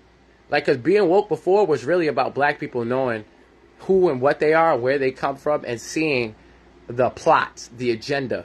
Now being woke means that you down with all of this fuckery. And that's not what being woke means, bro. Being woke means you see the plot. You see the agenda. Being woke does not mean that you're for anything. That's not what that means. And that, for some reason, it's become synonymous with accepting every single way people want to be. And I want you to understand something. This is the danger we're in. Right? The minute we get caught up in this allowing people to do whatever they want without any type of social repercussions, because believe me, I'm not saying that there needs to be some type of repercussions like somebody got to go to jail or something like that. That's not what I'm saying. But social shame is a good thing. It keeps everything in line a little bit, right? If we get to a point where one day somebody's going to say that they love their dog and they want to get married to their dog, I want you to understand that. Now, a lot of people are going to be retarded. They're going to go, oh, how dare you? You're trying to compare them to... No. It's the sentiment. It's the thought process. If you can use that rationale for what you want, somebody else could use it for what they want. You understand? So if you're going to sit here and tell me that this is how I felt since I was born, what if somebody said they felt like a dog?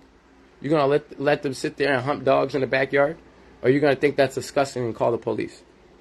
Right? You see what I'm saying now?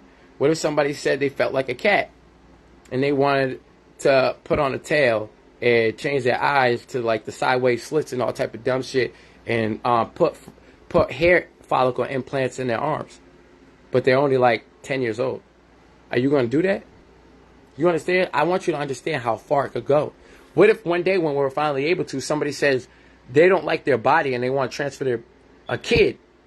Fucking adult, because I think adult, you do whatever you want. You want to jump off a bridge, commit suicide, fine, that's on you. But if like a kid was like, oh, I don't like my body, mommy, I want my brain in a robot body. Okay, honey, are you sure that's what you want? Okay, baby, I'm going to let you do it. We're going to talk to the doctor tomorrow. Really? You're not a parent. That's not a parent. You know what a parent does? This is what a parent does. Hey, Dad, I want to smoke cigarettes. What? A cigarette in the hand? Bam! Smack that shit right out their hand. Don't you ever in your fucking life try to smoke some cigarettes ever again. That shit will kill you. Be a parent. You're supposed to be teaching, not being taught. You understand? We've got to this point where somehow we're rationalizing somebody who knows nothing about the world yet, teaching you something. And not to say that kids do not help you realize certain things. You know what? My daughter is allowed to talk to me. Back in the day, it would be called talking back. I tell my daughter, look at example. Can't watch TikTok. And you can't watch YouTube unless I know what you're watching. She's 9 years old. Now, of course, she's bright. She's just like me. She's a little me. She's very bright. Very, very for herself. She speaks. Dad, why? Why can't I watch TikTok? What's wrong with TikTok? I don't like the messages that they're sending on TikTok. What do you mean? I said, you see that person you're watching? Right? And this is what happened. And I mind you, this is how I do. I was watching what she was watching. I'm going to tell you what she was watching. It was a channel with a grown man who, you know, dresses like a woman with two girls. And he was literally saying on video, don't listen to your parents. Being gay is cool. Listen to me. He said that to kids on TikTok. He's making TikTok videos. And he's telling them, don't listen to your parents. Being gay is cool. Cross-dressing is cool. Why are you doing that? That's indoctrination. That's not freedom anymore. What you're doing is not freedom. That's not freedom. That's not freedom of choice. That's indoctrination. All right? People need to start putting nuance to this shit. That's not acceptable. I told my daughter, no, because what he's trying to do is override the culture of my house. Every man is the priest of their house. You understand? Every man is the priest of their house. And they always try to kick the priest out the home. Because when you kick the priest out the home, you kick out the values. You kick out the morality. You kick out all of that. So, that's why you cannot not have men in the home with the kids. Because once we're gone, the protection is gone. Who's going to protect you now? Huh? When somebody runs up in your house and is trying to rob and kill you. You always want the man then. Then that nigga that is so toxic and so masculine, now you love him. That masculine toxic male, you know, the one who believes in his strength, who believes in a traditional home, who believes in traditional values, that guy? That one who believes in defending women? That guy? Yeah. Now you want him. Now you're like, where is he at? You ain't calling up your friend who's wearing a dress with you at the club. That's not who you calling. Now you won't call me. Well, guess what? I'm not coming now. Go call him. I mean her. I mean they. You understand? See? This is what happens. I have no problem with them. Do what you fuck you want. That's not what we're talking about. I didn't say stop them from doing what they're doing. What I'm trying to tell you is stop valuing them more than you value us. And trying to kick them out and replace us with them. That's what the problem is that y'all are trying to destroy the straight black male. That's where the problem becomes. The straight black male who's protecting his household and the priest in his home. The straight black male that has been killed and dismembered and raped and brutalized for over 500 years. That same black man. What are you doing to us? That's what happens. Now we don't even feel like we got the support of black women. Where are we at now? And all we want to do is protect our house and home. All we want to do is have a good job and live our lives. You know what I'm saying? Yeah, we want our little fancy cars, our little nice little chains. But I still want to, I'm a man. You're not gonna turn me into not a man. You can't do that. And that's what y'all be trying to do. And then I noticed that on social media, a lot of straight men have been doing experiments. And this is how we know that y'all been caught up in the fuckery. And this is how we starting to make y'all understand. I've seen men do skits where they pretend to be feminine and gay. Like hey girl, like how you doing? Like, oh, what's up? Like, hey, and they act extra, like, you know. But they never be like that they're gay, right? You understand? They just act extra feminine. And then they go and get these girls' numbers. And then they turn the male back on. Like they go back to the deep voice, back to the chest out. Hey, what's up? How you doing? Oh yeah, I'll call you later, girl. And now they're offended. They're like, what? But you was willing to give your number to an effeminate man when he walked up to flirt with you. But a masculine man who went up to flirt with you, you was like, bitch, what's wrong with you? That's disrespectful. And that right there is an agenda. So you won't accept masculine men now? That's what we're doing? Masculine men are not acceptable?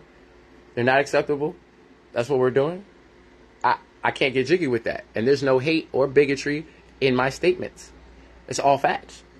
You cannot sit there and try to destroy the man and the family. We are the key. And all you men out there, know that you are the key. And it's up to you to protect your household. Listen, it's up to you as a man to protect your household. You know why it's important that you never let these women run you away from your kids? Because if you let them run you away from your kids, it's going to be society that's raising your kids, right?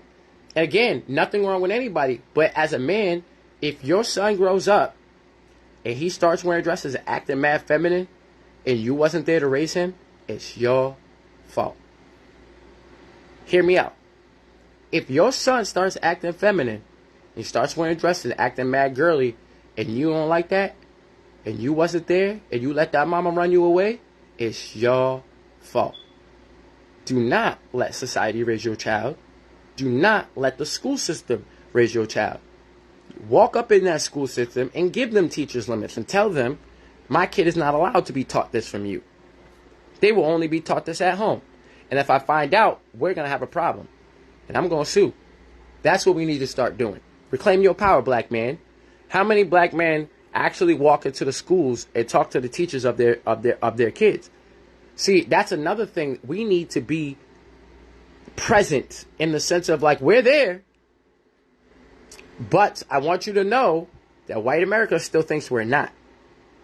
All right? White America still thinks we're not there. What we need to do now is stop staying at home. I understand we're working. I know we're doing our job. I know. But I took time to go to the school and talk to my daughter's teacher, to talk to my daughter's principal, and let them know where I stand on shit. And let them know that I have no problem coming down here and chewing the fuck out of anybody. You know, I'm going to give you an example. I had a problem with the way that a teacher tried to lie on me one time and said that I swore one time, and I never swore. And she lied on me in front of my daughter. And my daughter had to sit there and tell her, like, the teacher was lying. And she didn't even know my sister was my sister, right? And she lied on me in front of my sister. You know, little white woman was mad because she was talking to me like I was a fucking student. You know what she was mad about? That my daughter, when they were coming out, this is her first day of school. The first day of school, I'm coming to pick her up, and she sees me. You know what she does? When because they're outside getting released to go to their parents, she runs up to me with a hug, Dad! Like any fucking kid. And then she's coming over there trying to yell at my daughter. And then I stopped her to try to say, hey, I'm her father. And she was like, ah! You understand? She was rude to me. Little white woman. It's always these, yo, bro, trust me, I know how this goes. Because they're not used to us being there. They're really not used to us being there. So you know what I did? Listen, I'm going to tell you how this worked. She called my baby mom. See, this is the thing. She didn't realize that me and my baby mom are like this. I don't go out with her. She's having a whole other kid, all that. But she's welcome over my house whenever the fuck she wants. She literally could walk into this door right now while I'm doing this video, and I wouldn't know it. She could use the bathroom and walk right back out. You understand? See, I walk my truth.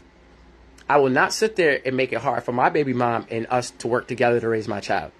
But what happens was, they didn't know that. As far as they know, we live in two different places. But I ran down. I said, hey, because my baby mom was at the crib waiting for us to get home. And she said, yo, why did the principal come? I said, all right. I said, that lady lied. And my daughter and my sister said it. So I went back the next day. Went to go talk to the principal. You know what they tried to do? Oh, well, sir, you could call and have a meeting. I said, I'm not meeting shit. Is my daughter in there right now? He said, yeah, I'm walking in there to talk about this problem I had with a woman lying on me right in front of my daughter and my sister and my nephew. My little nephew, Sincere, and my daughter both go to the same school. I said, that woman told her I lied, and I barely said a word to her. I said, I just gave her a dirty look. Yes, I did, because she was rude to me. And I said, the way that she talked to me was not respectful as a grown man. And then I had to sit there and explain to this woman that, yeah, I'm a black dad, and I'm here. And I said, that funny shit about you making a phone call to my baby mom, I said, what'd you think was going to happen? You going to call the black woman to control the black man? Is that what you thought? I said, no, I'm here right now. Right now. I said, I'm dad every day, all day. I've been with my kids since they was born. I said, what you not going to do is act like I'm not the nigga who run this shit. I run this shit. All right? And I told him that just like that. You know why?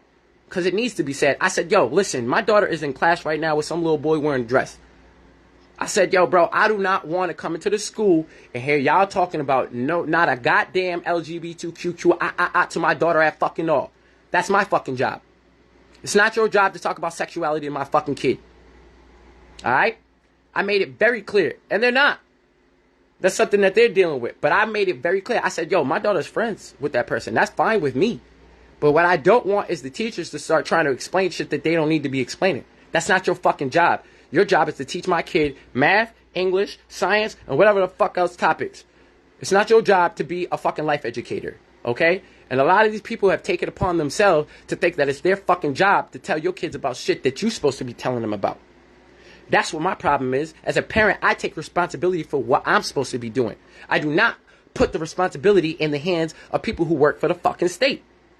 The same state that underfunds our fucking schools. The same state that taught me when I was a kid that Columbus discovered America. That's what the fuck I mean. You cannot sit there and act like we don't know what the fuck is going on. All right? I hear people all the time, well, we trip schools. No, I understand school is a good space and a good place. But it's not perfect either, bro. And there's a lot of fuckery that's going on in these schools, bro. What are you talking about? You know what I'm saying? Right? There's teenage girls that are flirting with their male students. I mean, they male teachers. Right? Why is that acceptable? Somebody be telling their daughters, what the fuck are you doing flirting with this man? You understand? I tell my daughters, don't touch men. You know that? My daughter is just turning 9. Her little cousin is 12. They have a little brother. Well, her cousin has a little brother. And you know how girls do. They like bullying boys when they're little. So you know what I told him? I said, yo, bro, stop touching him. Stop putting your fucking hands on him. Just like that. Yeah, I said it just like that. Stop putting your fucking hands on him. I said, he will beat the fuck out of both of you. I said, the only reason why he don't beat the fuck out of both of you is because he knows I'll beat the fuck out of him. You understand? I said, you taking advantage of him. I said, that's your fucking brother and that's your fucking cousin. Do not put your fucking hands on him. Do not disrespect him like that. Why are you doing that? And I said, when you get older, don't you ever put your hands on no man. Because once you do that and they fuck you up, now you're going to sit there and try to make him the bad guy. And you know you was wrong for putting your hands on him in the fucking first place. So off rip, as a dad, I teach my daughter to not touch men. You do not hit boys. You understand? To defend yourself is one thing, but you do not hit boys. Are we teaching our daughters that? Because these women are out here hitting men and they're getting smacked the fuck up. And then we want to turn around and see the men on Mass Live, right? And then go, oh, that nigga's terrible. You should have never hit her. I'm done with that bullshit. No. Stop touching men. Fathers, teach your daughters to not touch men because these women ain't going to do it. These women think it's okay. There's a woman right now laughing at a man getting slapped the fuck out of by what Blueface, and I don't even pay attention to Christian Rock and Blueface. That is fucking disgusting. The fact that there are people who look up to that shit. But look at that fucking abusive after relationship. And I know a lot of people be like, what is Blueface? Nah, bro. Really, it's not. Blueface is only acting a certain type of a way because he has to. He really probably loves that woman. But Christian is fucking toxic, bro. She's toxic. That's the type of women that a lot of us are dealing with. We love you. We love you. We love you. We fucking love you. And you make it hard. Y'all beat us, talk down to us, demean us, cheat on us, make us invalidated, take our kids away from us, and then take our money too. So what are you leaving us? Nothing but our pride. And we gonna hold that to the death. I got nothing but my pride. You can't take that. You understand? This is what our issues are, bro. We are having these issues. Like, look, bro, we can't do that. And this is all about empowerment of the black male leader in the household again. It all boils down to that. That is what it boils down to. Black male leadership in the household again. When that comes back, all these other problems that we're having will go away. And that's a fact. That's a 100% fact. Are there fuckboys? Yes. Are there fuck niggas? Yes. We will deal with them as we have to, bro. But it doesn't make it okay for y'all to keep being fuck bitches. We are trying to be better. And if you can't tell, look, it's a nigga like me right now who's on social media doing it. I want you to know that we are trying to do better. Look at me. Don't act like you haven't been watching my life on social media for the last fucking 15 years. You have. You see me and my kid. What do you want? Isn't that what you want from black men? What do you see with me and my daughter? Every time you see me and my daughter, bro, I haven't been out with my baby mom for like 4 years, but I bet you done seen a bunch of pictures with me and her together, taking our kids out places. You do. What's the issue here? If that's what you want, it's easy for you to do it, but that's not what you really want. That's the problem. You're lying to us. You're saying what you really want is like a good man who will be home and take care of his kids, but then when you get one, you still out in the fucking club. Bro, the club is not the place to be. It's a place to go every now and again. It's supposed to be an entertainment place, something that you go every now and then. That's something for the young kids to do. If you between the ages of 18 to 24 and you pop into the club, hey, have your fun. You in college, you living life. But by the time you done, like even 24 is a little pushing it. But by the time you like 22, 23, you should kind of be slowing that shit down. But we got a bunch of grown men and grown women out here who have not slowed this shit. I'm 36. If you my age bracket and I see you in the club every fucking week, there's something wrong with you. No. This ain't got nothing to do with money. I don't give a fuck how much money you throw in. All right? I don't give a fuck how much money you throw at strippers. I don't care how many bottles you pop. It's not about your money, bro. It's not about that. You need to get the fuck out the club. That is not where it's at, bro. Unless you rapping, unless you a promoter, unless you a bartender, why are you there every fucking week, bro? How much money are you spending there? And how much, if you took that same money and invested it in yourself, where would you be in life right now? How about you take that same money and invest it in your kids? Buy them some new sneakers. Go buy that kid a fucking Nintendo Switch. Go buy them an ebook reader. Go buy them a Kindle book reader or something. Bro, I bought 2 Switches. And I get, that shit in my kid's room with the TV. She played Pokemon. I play Pokemon with her. She got Zelda. I don't even allow them to jump on TikTok and shit no more. Stop letting your kid get on TikTok. Any parent out here, stop letting them watch TikTok. Stop giving your kid your phone if you're a mom. It's moms that do this. I'm going to tell you, it's not dads, because dads, we know what's on our phone. We got naked bitches and all type of wild shit in our phone. I have never gave my phone to my daughter and not been like paranoid as fuck. Like, do not touch my gallery button. You better stay on whatever the fuck it is that I'm showing you. You understand? But moms just be like, yo, get on my face here, take the phone. And let their little kid be on the phone just touching buttons. Little do you know, you got naked pictures in there too, bitch. He's scrolling through the motherfucker that's seen his mom naked. Probably has seen some dick pics that some niggas are sending you. What are you, stupid? Come on. This is the type of behavior that is common. And then if a nigga try to say something, women always want to jump out their mouths and skin and try to say it's not all of them. No, it's most of y'all.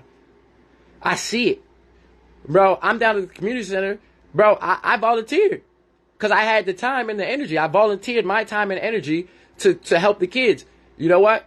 I see those moms. They got kids that are just sitting right next to them while they watching their kids. And them kids is on the phone or on a tablet. And they're on TikTok, on Roblox, and on Minecraft. Now, Minecraft is cool. But Roblox and TikTok are a little Because TikTok is not supposed to be used by any... You know you have to be 13 years old to even make a TikTok. So if your kid not 13, get them off. Get them off right now. Get them off. Delete their profile. Why are little girls making dance videos on TikTok? Huh? No. Why? Why are they? You know what? My daughter was making dance videos and shit. My daughter likes to dance. Well, I cannot sit there and make that a negative. But at the same token, she's making videos and put them on TikTok. You know what I did? I said, delete. No. You are not going to be making these videos and putting them on TikTok. I said, you want to make a video? We can make a video together. What you want to do? Make a video about drawing. She likes to draw. She got art. I'll be like, you know what? I'll make a recording about that. I'll put you on my TikTok. How about that? Work with them. That's what being a parent is. You want your kid likes something. And instead of just being a fucking crab, because I understand that from a kid's perspective, I'm being a mean parent. So instead of being a mean parent, I'll be like, listen, there's a lot of shit I don't like, but I'm not going to tell you that you can't make these videos and stuff. You like to do that. You like to do this, but let me be comfortable with what you're doing. I'll oversee it. You can do it. All right? That's what a parent's supposed to do. Oversee. I'll oversee it. She can do it. She wants to make a TikTok video. I'll record it. I'll make sure it's appropriate, and I'll put it on my TikTok. And then I'll go show her and be like, hey, look at how many views you got. You understand? That's what being a parent is. Being a parent is not just letting them get on TikTok and just keep scrolling up and down on the reels. You don't know what they're looking at. Oh, and YouTube reels are just exactly the same. So if you let your kid watch YouTube with no parental controls, if it's not YouTube Kids, and if it's not tied up, then you're not doing your job as a parent. You're not. Get your kid off of YouTube. Get your kid off of TikTok unless they have 100% parental controls. There's no parental controls for anybody under 13 on TikTok. So if they're not 13, get them off TikTok. And if they're kids, make sure they stay on YouTube Kids. All right? I cannot stress this enough. They are polluting kids with agendas. They are trying to turn your kids gay. They are trying to feminize your kids. They are trying to tell your kids don't listen to you. They're trying to indoctrinate your kids. Bro, it is your job to teach your kid and parent. That's what we're here for. All right? Dads, you need to be there so this indoctrination don't happen. Because the women are so busy and so stressed out and so worried about men that they ain't even got time to be worried about what their kids is watching and what their kids is looking at. You know what I'm saying? They're so busy, we got to do it. I'm calling on all of us as dads to fill that void. Well, women are not gonna do it. We can't keep asking them, bro. I'm done. I'm not asking the black woman to monitor their kids' tablets no more. They already shown me they're not gonna do it. I'm not asking them to monitor the Love and Hip Hop episodes when they watch them. They're not gonna do it, bro. You know, like, I'm not even gonna lie. This personal shit, and I don't care because I have to put my truth out there too, so you can understand. I've been through it. The arguments I used to have with my baby moms about fucking the type of content that she used to enjoy was like the basis of a lot of our arguments in our relationship. I used to feel some type of way if this bitch is getting drunk all the time and want to listen to Drake all day, bro. What the fuck is you talking about? That fucking take care shit? Nah, bro. I wasn't feeling none of that. I don't even like, bro, I'm deep, bro. I'm too deep into the messages of music, bro. And that shit was straight stripper, escort music. And I'm like, is that what you want?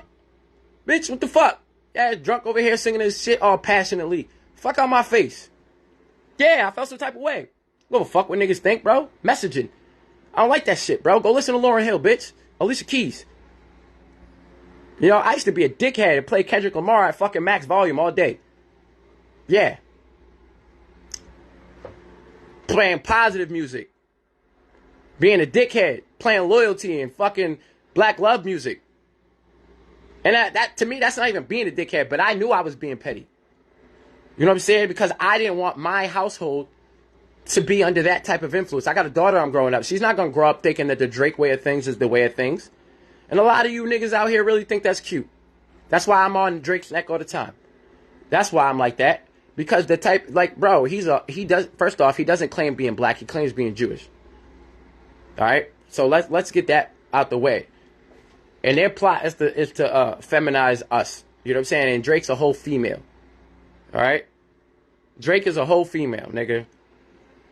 But 21, can you do something for me? What the fuck, nigga? That's what y'all bigging up. And y'all laugh and think it's cute. It's just a hook. No, it's not. No, it's not. It's culture. It's culture. All right? That's why Kendrick Lamar and J. Cole and fucking Banks and fucking real men get played in my house. All right? Don't come to my house and ask me to play no Little Dirt. It's not happening. Don't come to my house and ask me to play no fucking Drake like that. I listen to Drake. Don't get it twisted. But I don't bump all his shit like that. There's only certain shit I like. Like I said, I'm with the fuckery too. Don't get it twisted. Don't get it twisted. I'm with the fuckery too. So there's a moment and a time for Drake's music. I just don't think it's life music. I just don't think it's music the way that y'all niggas want to listen to it. You understand? I think that shit has place in the strip clubs. I think that shit has a place in the actual clubs. And we want, when we get turned up. I understand. But bitches is listening to this shit like the soundtrack of their life, bro. And so are niggas. They listen to this shit when they're going through bad times and shit. Man, I still listen to the Fugees. Yeah, I still listen to the Fugees. Bro, I still listen to Lauryn Hill. I go pick my daughter up from school and I play Lauryn Hill. I play I play Alicia Keys. I play a lot of powerful black music. That's not negative. Things that have positive messaging. And I can hold you with people. You know, first when you come, you know what the imagery is. Look at me. I'm a whole black man with this nice little fitted hat coming through. And I'm over here playing this rap music. You know how this go. But then, you know what happens? After I've been doing this for like a couple of days, people are just loving it. You know what I'm saying? Parents are just chilling next to me, just diddy bopping. I can see people's feet tapping. I can see people bobbing their head. And they understand that when I'm coming, I'm only playing positive music. Even the teachers are like, wow, that's, they don't even say shit. Cause the real fear was I was coming with some ratchet ass music. Like I was about to be playing DMX. Like, where the hood at? See, time and a place for everything. I knew my environment. I knew what I was doing. I knew what the outlook might look like. So I made sure that every song that I played was edited, powerful black music. Edited, powerful black music. Things that espouse powerful black cultural things. To make them, that's what I'm feeding in their brains. You understand? That's what I purposely was feeding into their brains. So when I'm coming out there and I'm playing some Kendrick and he's talking about some black power shit, you know, like we gonna be all right, nigga. We gonna be all right. Like that's a song that's talking about, you know, good feelings. You know what I'm saying? I love myself. Shit like that. That's what I'm playing. You understand? That's why the niggas can't talk to me about hip hop, bro. Y'all niggas act like the message ain't part of the music. And it is. And that's what I be getting at. There's so many things that we're doing that we don't even realize. And I have to sit here and try to point them out. I've been on this live for a minute, but bro, I just have to point them out. It's like my brain's just working as I'm talking. You know what I'm saying? Because it's just even more of this. Because the things that people always ask me or wonder, like I have to explain. You know what I'm saying? Because it seems to me that people are not aware. And they're not really paying attention. And they're not realizing what they're doing to themselves. So, you know, this is me. This is what I do. It's a little long-winded. You know what I'm saying? But I'm going to let it go here. This is going to be the end of my live. Because I know this shit is probably like hours long now. That wasn't exactly my intent. But, hey. There's a lot to be said. And I plan on doing stuff like this as often as possible, like at least once a day or once every other day or something. I want to pick a topic. I want to pick on something that people that I see kind of floating across the book or anything, and I just want to talk about it. I just want to invite people to throw something at me, man. If you want to see something talked about, bro, and you feel like it's not something that you're good to talk about, or maybe you just don't want to put yourself out there, hit me. Send me an idea, tag me or something like be like, yo, why don't you talk about this? And I'll be like, you know what? I got you. I'm gonna note that and I'm gonna put it and I'm gonna think about it later and I'm gonna get to that. But you know, this is 413 Loudmouths, baby, live in effect, and I want y'all to have a good day. You know what I'm saying? If you want to support the channel, you know what I'm saying? You see that Cash App. You know what I'm saying? You don't gotta do shit. I don't care if it's $1.50, whatever. And if you don't want to, don't. But of course, I'm trying to do this as a career. Like my whole intent is to make a nice little blog, and I got some good people that I'm gonna start jumping on lives with to talk about different topics from sports to politics to finances and all type of things. So yeah, I'm definitely trying to live my truth, so to speak. This is something I feel is very much geared towards my talents. You know what I'm saying? I'm pretty good with technology. I love to read a lot, and I have a lot of varied interests, and I don't mind speaking out or talking. So, yeah, you're going to see a lot of me in the future doing a lot more social media stuff.